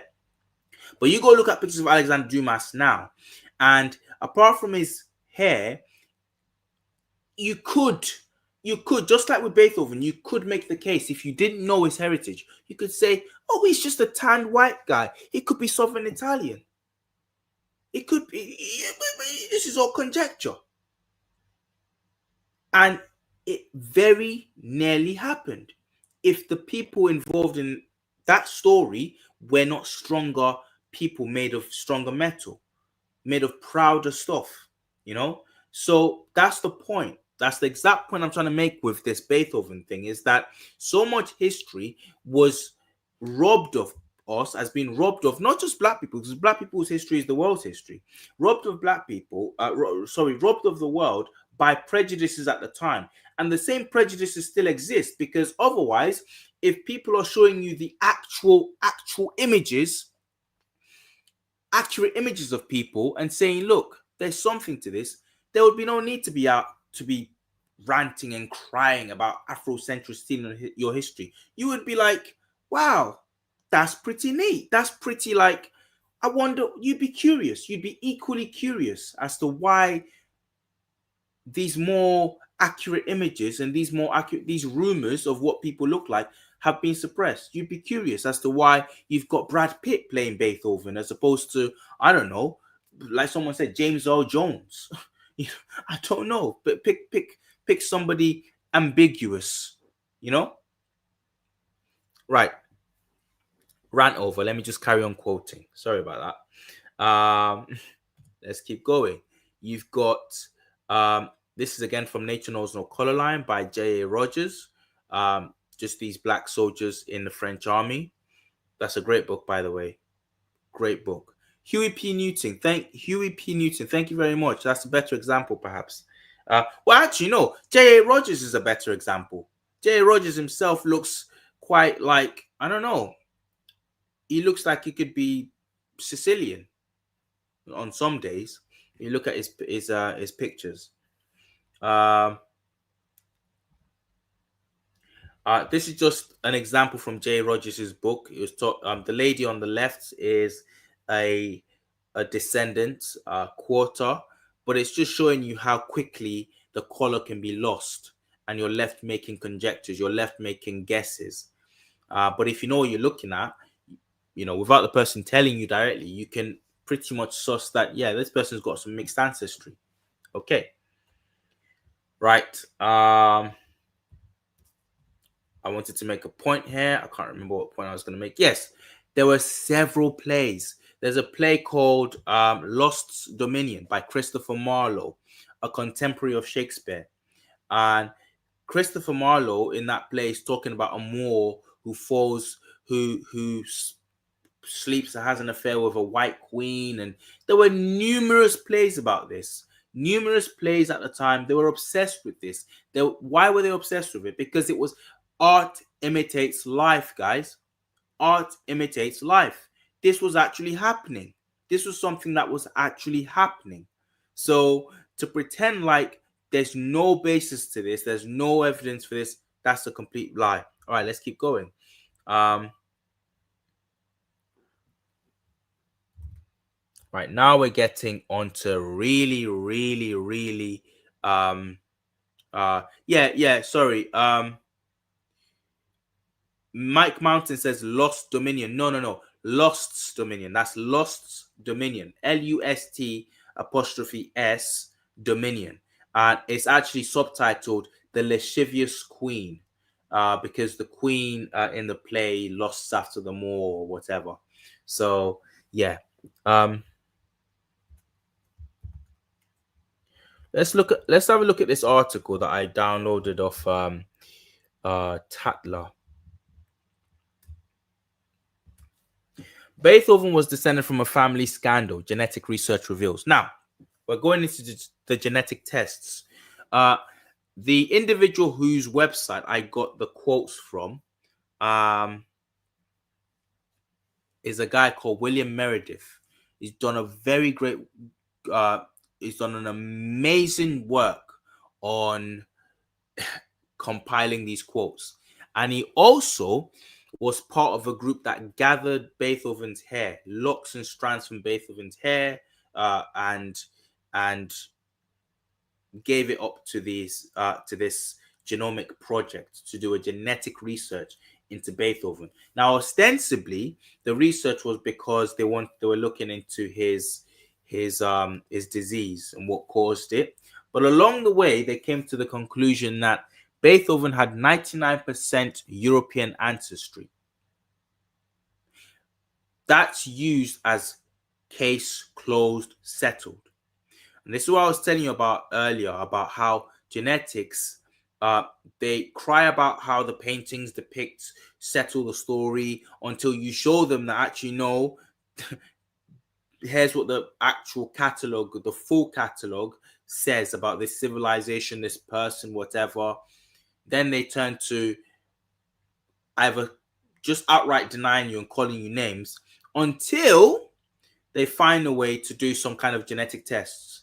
And we all know that the problem with genetic tests, I want to make a point here quickly before we go into this. Is the last segment of this live, okay? And it's a genetic part.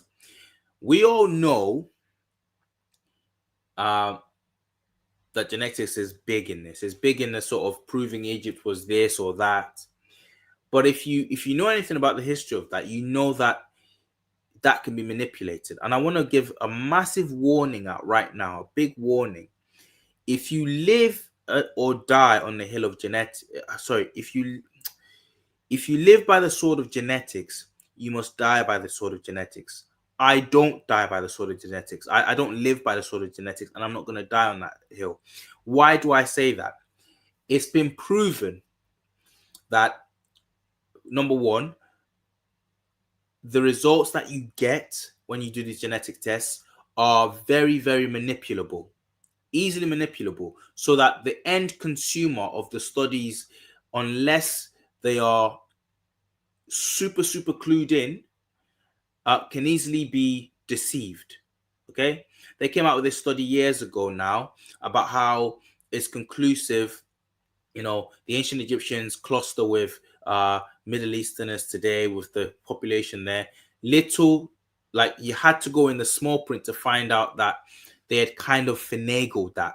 They had taken a sample from a very northerly part of Egypt, from a period where the Romans were dominating. I think we all know the study. We've done that to death. The first I heard of that study was through Kweli Mika, you know, and Kweli Mika completely destroyed that study. He showed that it was false. I think the King's Monologue has done that study and has shown it for what it was, and numerous other studies like it. The 2017 study, right?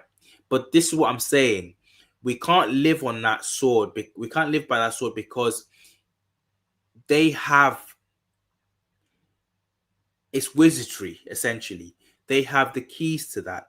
We can't let them use genetics to gaslight us, okay? Because not everybody will have access to the sort of the terminology, the jargon, and the understand. So they can easily use that to bamboozle us and say, look, genetics settled it, case closed, let's move on. Okay. So, and you'll see that with this study, because with this study, they've come out and they've said 99% clusters with Europeans. But what they leave at the very end of the study, once again, is a key bit of information. They don't tell you at the beginning, but they leave it out until it's at the very end. I think page 1,400 and something. But let me read you this article. And this article sums up what that genetic study revealed. 99% European. However, there's a but. There's a big however, a big but. All right. Ready for this? Let's read.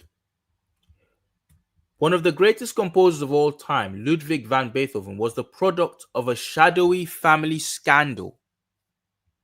Okay?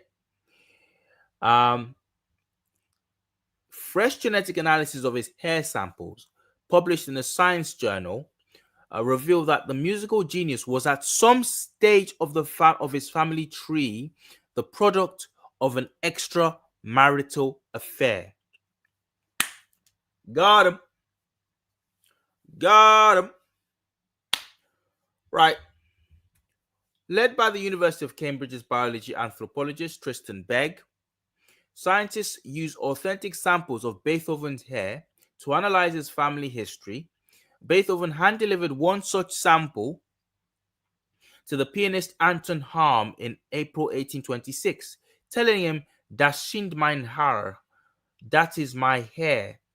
Also used was a lock of hair found in a letter known as the Stump Lock, which was accompanied by a poem, "The head these hairs have graced lies low, but what it wrought will ever grow." This emerged as the best preserved lock. Okay, let's keep going. Scientists were able to identify a break,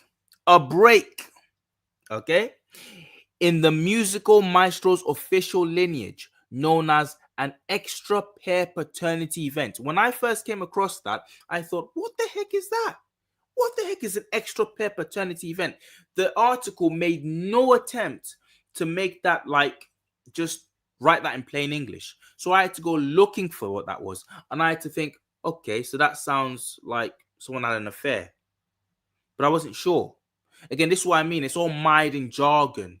And it's mired in jargon, written at the very end, written in small, written at the conclusion, just like the 2017 study told you, oh, we found these samples in the north of this and the north.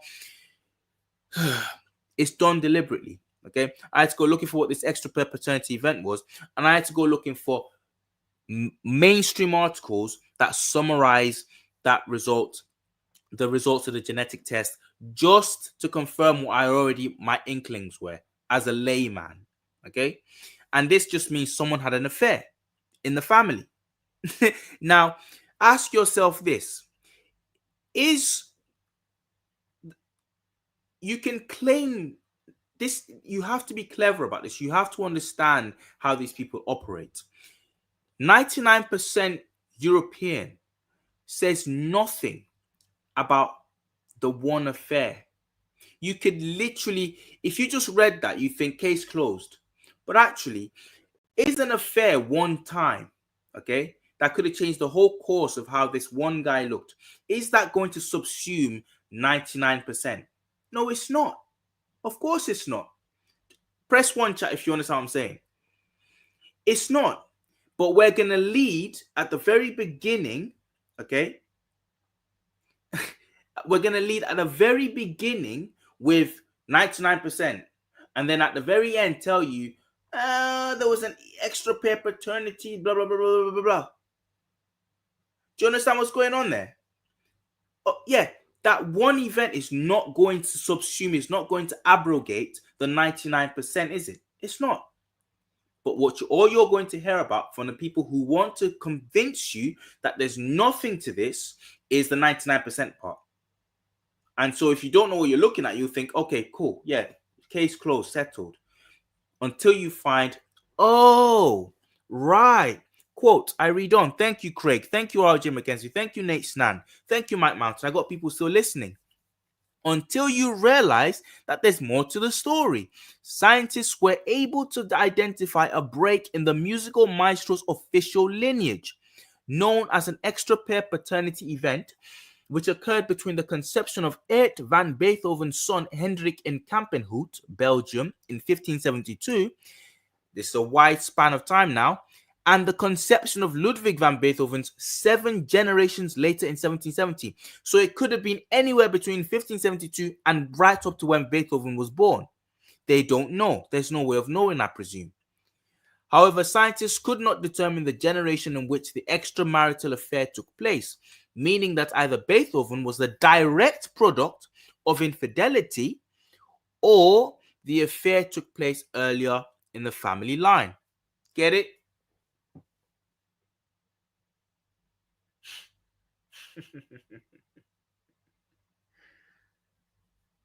So, however, this is saying this is on the paternal line now. That's interesting because we don't actually know what Beethoven's father looked like. Remember at the beginning, I said that. I said we don't know what Beethoven's father looked like. Um, he was quite a depressive man from what's written about him. He was alcoholic. He he um he was very depressive, and he beat up on Beethoven a lot. He tried to make him the best of the best. He would wake him up at like 3 in the morning to practice the piano, and if he was if he was slacking, he'd get beaten or whatever. So, and he was a drunk with it as well. So not a nice childhood for Beethoven there. So, but we don't know. Now that you've heard this, makes you wonder. We don't know what Beethoven's father looked like, and guess what? Right, let's keep reading. I think it says at the bottom here. Prior speculation questioned Beethoven's legitimacy because the musician had no baptismal record. Oh my goodness. Where's that klaxon? Where is that klaxon? Beethoven had no. That's very rare. That's very odd. Beethoven had no baptismal record. Genetic genealogist Martin Larmousseau from the KU Leuven said, through the combination of DNA data and archival documents, we were able to observe a discrepancy between Beethoven's legal and biological genealogy. So you got Beethoven who had no baptismal thing record, and blah blah blah, just goes on to talk about a load of other nonsense. And I also think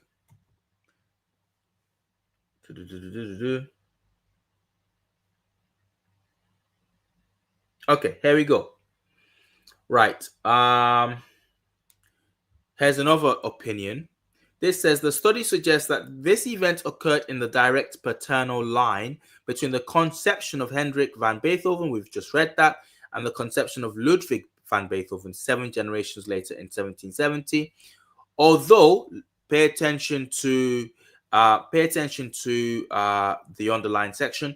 Although a doubt had earlier been raised concerning the paternity of Beethoven's father, owing to the absence of a baptismal record, the researchers could not determine the generation during which this event took place. So I think that article got it wrong. I think it was Beethoven's father who had no baptismal record. Okay, that's very odd for the time. We have no record of what the father looked like. We just know it was a very angry man. Okay, let's keep going. Nearly there. Now, the suggestion has come up that it could have been the mother. Okay, she had a very unhappy marriage. This is just an article talking about her unhappy marriage. It's a classic FM. Classic FM is a big radio station, big national radio station in here in the UK, and they just play classical music. And they talk about how she had a marriage of sorrows. She called it a marriage of sorrows. Okay, let's keep going. This is just talking about the hair of Beethoven and how they came about it. That's his hair. That's samples of his hair. Okay. That's quite. Uh, I don't know what you guys make of that hair. I know what you make of that hair, but for me, that's not exactly kinky hair, but it's curving quite quickly. Okay. It's turning into it's you can see that it's turning into a crescent quite quickly. Okay. So I don't know what the index for if there's an index for kink or curliness. I don't know what that would be, but that doesn't look like just a smooth, sort of silky, wavy lock. Okay, have a look at that. And that's another strand of it. That's the first one for people who are just turning on to look now. Okay, what's that mean, Mike Mountain? 7 or 8? Is that some kind of index for it? Okay, let's keep going. And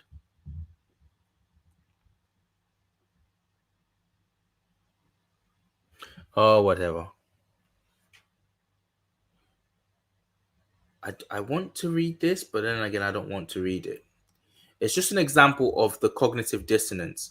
This is an article on the topic. It lists just a couple. It lists literally, is there any historical evidence supporting the theory of a black Beethoven? Okay, we've got Thayer's quote. We've got Sherney's quote. Literally two quotes, okay, about him. I've read to you tonight. I think I must have read to you about 10 quotes. About 10 quotes, right? Chat, let me know. Is it about, would that be fair? 10 quotes is fair, right? This article from a website called popularbeethoven.com has done about 2 quotes, and it says this: beyond these lines, we have no more reliable written evidence about him having darker skin. Just, guys, just based on what we've done tonight, that's a lie. That's a lie. Based on the quotes we've done tonight. So this is somebody, this is what I mean by reactionary. People actually don't know their own history. But they're very jealous over people telling them that you might not know what you're talking about. But instead of actually holding that L and going to do some research, this popular website called popularbeethoven.com, well done website, looks nice and fancy and whatnot, comes out with just clear falsehoods. That's what I call reactionary. You've not actually looked into it because you're sure that this is just an Afrocentrist myth. That's a beyond these lines. No, we've literally gone through 10 quotes about, again and again, referencing his dark skin, his black skin, his mulatto skin, his yellowish skin, his brown skin, his brown, his flat nose, his broad mouth. And this person quotes 2 and says, beyond these lines we have. And do you know what that is? That's a projection of authority. You've got a website, it's got several tabs, it's got several pages to it, it's got sponsored on the side, it's well made, and it's an appeal, an almost semi-appeal to authority. And it's said with bravado. And that's what a lot of these, sorry to use that term, I'm using it not to cause division, okay? That's what these white authorities do. Because I'm white and I have a fancy looking website or fancy looking title after letters after my name, I can say something and hope that you don't have the sort of temerity to go and do your own research. But I say it with such authority, and people just, that's a blatant lie. That's a blatant lie. There were several people talking about it again and again, whispering. And then you see the paintings. And then this guy says at the end, as photography was not yet invented, only paintings and drawings remain to us. Except this one, on all of them, Beethoven is shown as a white man. This guy knows nothing. He knows whoever's written this knows nothing. I've come across the sources not because I'm special, but because I just have a bit of gumption to me to go and think, I've seen how this story plays out. I've seen this many times. I've seen how they do us dirty. Let me go and search and check this out properly. And that's the only reason, because it actually affects me. It affects how, again, it's part of this narrative that you were just there waiting for us to come and enslave you, and apart from that, you did nothing. You went nowhere in history. You just stayed there, waited for us to come and cart you around the world for slavery, and that's really your claim to anything in history. And that's why, obviously, it would be me that would have the temerity to go and think, I don't know if that's true. It would be me, because it's me that affects. It's me that narrative affects, you know? So unless you got skin in the game, you not got skin in the game. I don't know how best to put it. It's on us to think, yeah, I've heard this one before. I've heard this before about how we had nothing to do with Egypt, and how we weren't the Moors, and how, I've heard this one before. I've seen how you tried to do us dirty with the walls of Zimbabwe, how you tried to say those were like an ancient white civilization built that for us. I've seen how you tried to say, like, the Benin bronzes were done and by some ancient white civilization. So I'm sorry, but fool me once, shame on you. Fool me twice, shame on me. I'm going to go and do my own research. This guy just puts out a blatant false thing, and he expects the average reader to come across it and think, yep, he's done my research for me. That's it. Nothing to it. But when you go digging, you find out, actually, there's more to it. Lot more to it. Okay, let's finish up with this conclusion. Karen Peterson, for all intents and purposes, she's a white lady. She's written a blog about this, and this is her conclusion.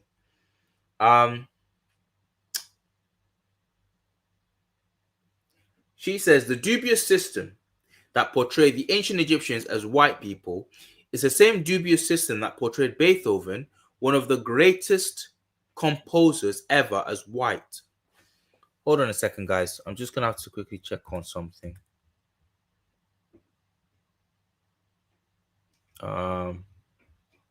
Actually, no, I'll just carry on.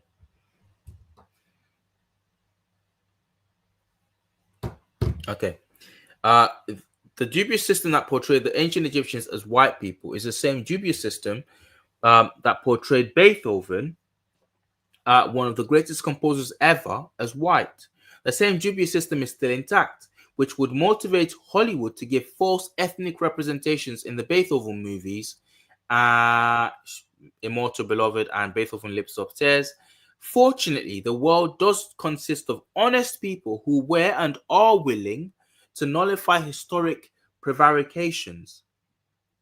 In a just and equitable society, a person's skin color is supposed to be of no consideration. Beethoven was a phenomenal genius, and during the many years of childhood and adult life, when I was unaware of his ethnic heritage, being constantly confronted by persistent and insistent portrayals of his image as white, which I thought were correct, that just did not matter. I saw him as a great composer whose music I enjoyed listening to and performing. So she's literally saying here, it doesn't matter. It doesn't matter. But obviously it does. It does to you. They like to play this game of, oh, you're the one that's actually racist. How can it be me who's racist? I'm not the one that's quieting down the black-looking images of Beethoven. I'm not the one who's flooded the internet with fake images of Abu Bakr ibn Umar. We've been over this before. I'm not the one who's flooded the internet with AI images of somebody who's portrayed as black historically in paintings. We're going to do another live of this. I've got a compilation, a group of Moorish people, like great Moors, who were depicted, painted, sketched. The earliest paintings of them are blacker than black, blickety black. That's the earliest paintings, and like sit-down portraitures of them. But what we get now, flooding Wikipedia, flooding even the encyclopedia, online version of the Encyclopedia Britannica, are whitewashed versions of them. So tell me, who's more bothered about color? The person who wasn't bothered years ago, who was just told, right, yeah, Beethoven was black, right, fine, we just perform his music, whatever. Or the person who actually has like stashed away in the cupboard more accurate images of like Beethoven being black. Oh, we mustn't let them see that. Who's more bothered about color? You know, it's not me. Tell the children the truth. Bob Marley said, just tell the children the truth. Okay, let's go. Karen Peterson says, unfortunately, the European oppressors, colonialists, and imperialists who instituted a universal system based on color superiority and color inferiority, falsifying and suppressing evidence to exalt one people and debase another, have made it matter. Such perpetration, such perpetration of academic theft was based on color, which makes color a major consideration in the imperative of seeking academic justice. For those people whose great and noble past was stolen and hidden from them to prevent their aspiring to great and noble present and future. So she's saying it matters, obviously, because some people, it mattered enough to some people because some people were like hiding these things. And if it mattered that much, it surely matters now to be talking about it, to be actually writing home about it and asking and encouraging people to put out the more accurate images. Fine, he wasn't black. He was just a very, very tanned, curly-haired, broad-nosed, thick-lipped white guy. That's just whose mother or granddaddy or whose mother or grandmother on the dad's side like had an affair at some point. That's just fine. Let's just leave it at that. Press one, chat. Let's have that. I'm happy with that. Are you happy with that, chat? Fine, it wasn't black, but can we have that like under every like white looking portrait of Beethoven? He didn't actually look like this. Yeah, the true Negro chick again, RJ McKenzie. A dark skinned Caucasian. Yeah. Highly melanated white person. Fine, let's have that. But let's stop having this like fake Beethoven bandied about and that's the issue. But you're not gonna do that. You like the conventional image of Beethoven. You love the conventional because it causes no problems. No questions can be asked. Yes, it maintains that sort of, and this is a white lady who's saying this. It maintains, I'm paraphrasing her heavily now, it maintains a white utopia. And beware, the liberal, as Malcolm X says, is more dangerous when it comes to this. Is more dangerous. The liberal will profess great liberality and yet say to you out of the other side of his mouth, there's no evidence for that, though, is there? Okay. It is time, Karen Peterson says, to build that just and equitable society that redresses academic pilferage. Oh my goodness. Oh, I love these words. Pilferage, recognizing the colorblindness of genius and the historic contributions of all people, thereby engendering understanding, respect, and equality. We have all been fed false information for reasons previously mentioned. It is no secret that scholars, writers, advertisers, and Hollywood have hidden.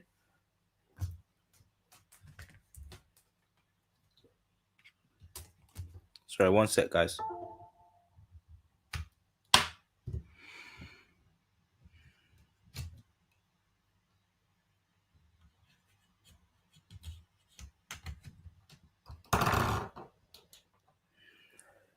Okay, it's no secret that scholars, writers, critics, advertisers, and Hollywood have hidden history for their own specific reasons. What is uniquely different in the intellectual landscape? People of color now have an army of sophisticated scholars to combat the continuation and dissemination of false information that has been accepted as standard, as well as the canon in academia. It is hoped that the revealing of this information will motivate others to critically look at all data flowing in their brains for authenticity. Hollywood is notorious for changing facts. It is in no way suggested that we should hate Hollywood or the publishers of history textbooks, but we should hold them accountable for disseminating inaccurate depictions, especially when it changes the course of history by which our children are influenced. And that's the end of that piece. I will leave a link in the description to all these sources. Please hit the like button. What do you guys think? Let's discuss quickly. Just a quick discussion before I end the live. Let me know what's going on in the chat. So, show of hands. Show of hands. One in the chat if I've convinced you that Beethoven was black or had black ancestry. Two, if I've not convinced you. Three, if you're undecided. One in the chat if you're convinced. Two, if you're, let's say, not convinced. Just show of hands with numbers. Three, if you are undecided. Sorry, two, if you just don't agree. If you think, no, it was white, you're just talking rubbish. Three, if you're unconvinced. I just want to know. Just a show of hands. All the way, one. Michael Blue, one. Craig Arb, one. Joe Bailey, one. Shout out Nate Snan, one. Someone, I hate to say this, almost. So, someone, you're in what? Three.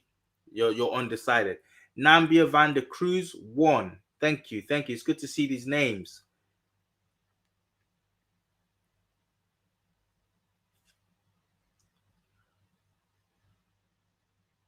Yeah, I know the DNA studies. This is the thing, though. This is the thing. This is the thing. This is why I don't die on that hill. But I've explained. I think I've explained to the best of my ability. I've explained the DNA study and why they're playing games with that DNA study. RJ McKenzie, yes it is. Yes it is. Quora is notorious. I need to see more ones, guys. More ones. There's about 80 people watching. I want to know. I want to know what the verdict is. 70. Sorry, 70. My bad. Yes, he was called. We didn't look at that, but he was called the Black Spaniard. He was referred to as the Black Spaniard in a derogatory way. The house he lived in Vienna for a short period was known as the Black Spaniard's house. We didn't look at that quote. Sorry we didn't get to that, but we've been there. RJ McKenzie says one again. Inyenyenzi. Wow, I love that name. That's one from Inyenyenzi. Passports and Profits. What a name. One says Passport and Profits. Why is Jonathan Waters rebuking RJ McKenzie? Jonathan Waters says one. I'm seeing hardly any twos. Where's Amaf gone, or what was his name? Amaru or Amar or something. Come on, brother. I hope you're still here. I want to hear from you.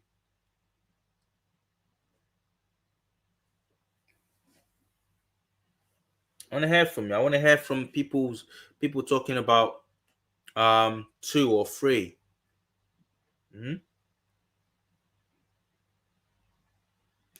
Okay. I don't know what his thoughts would be on rap.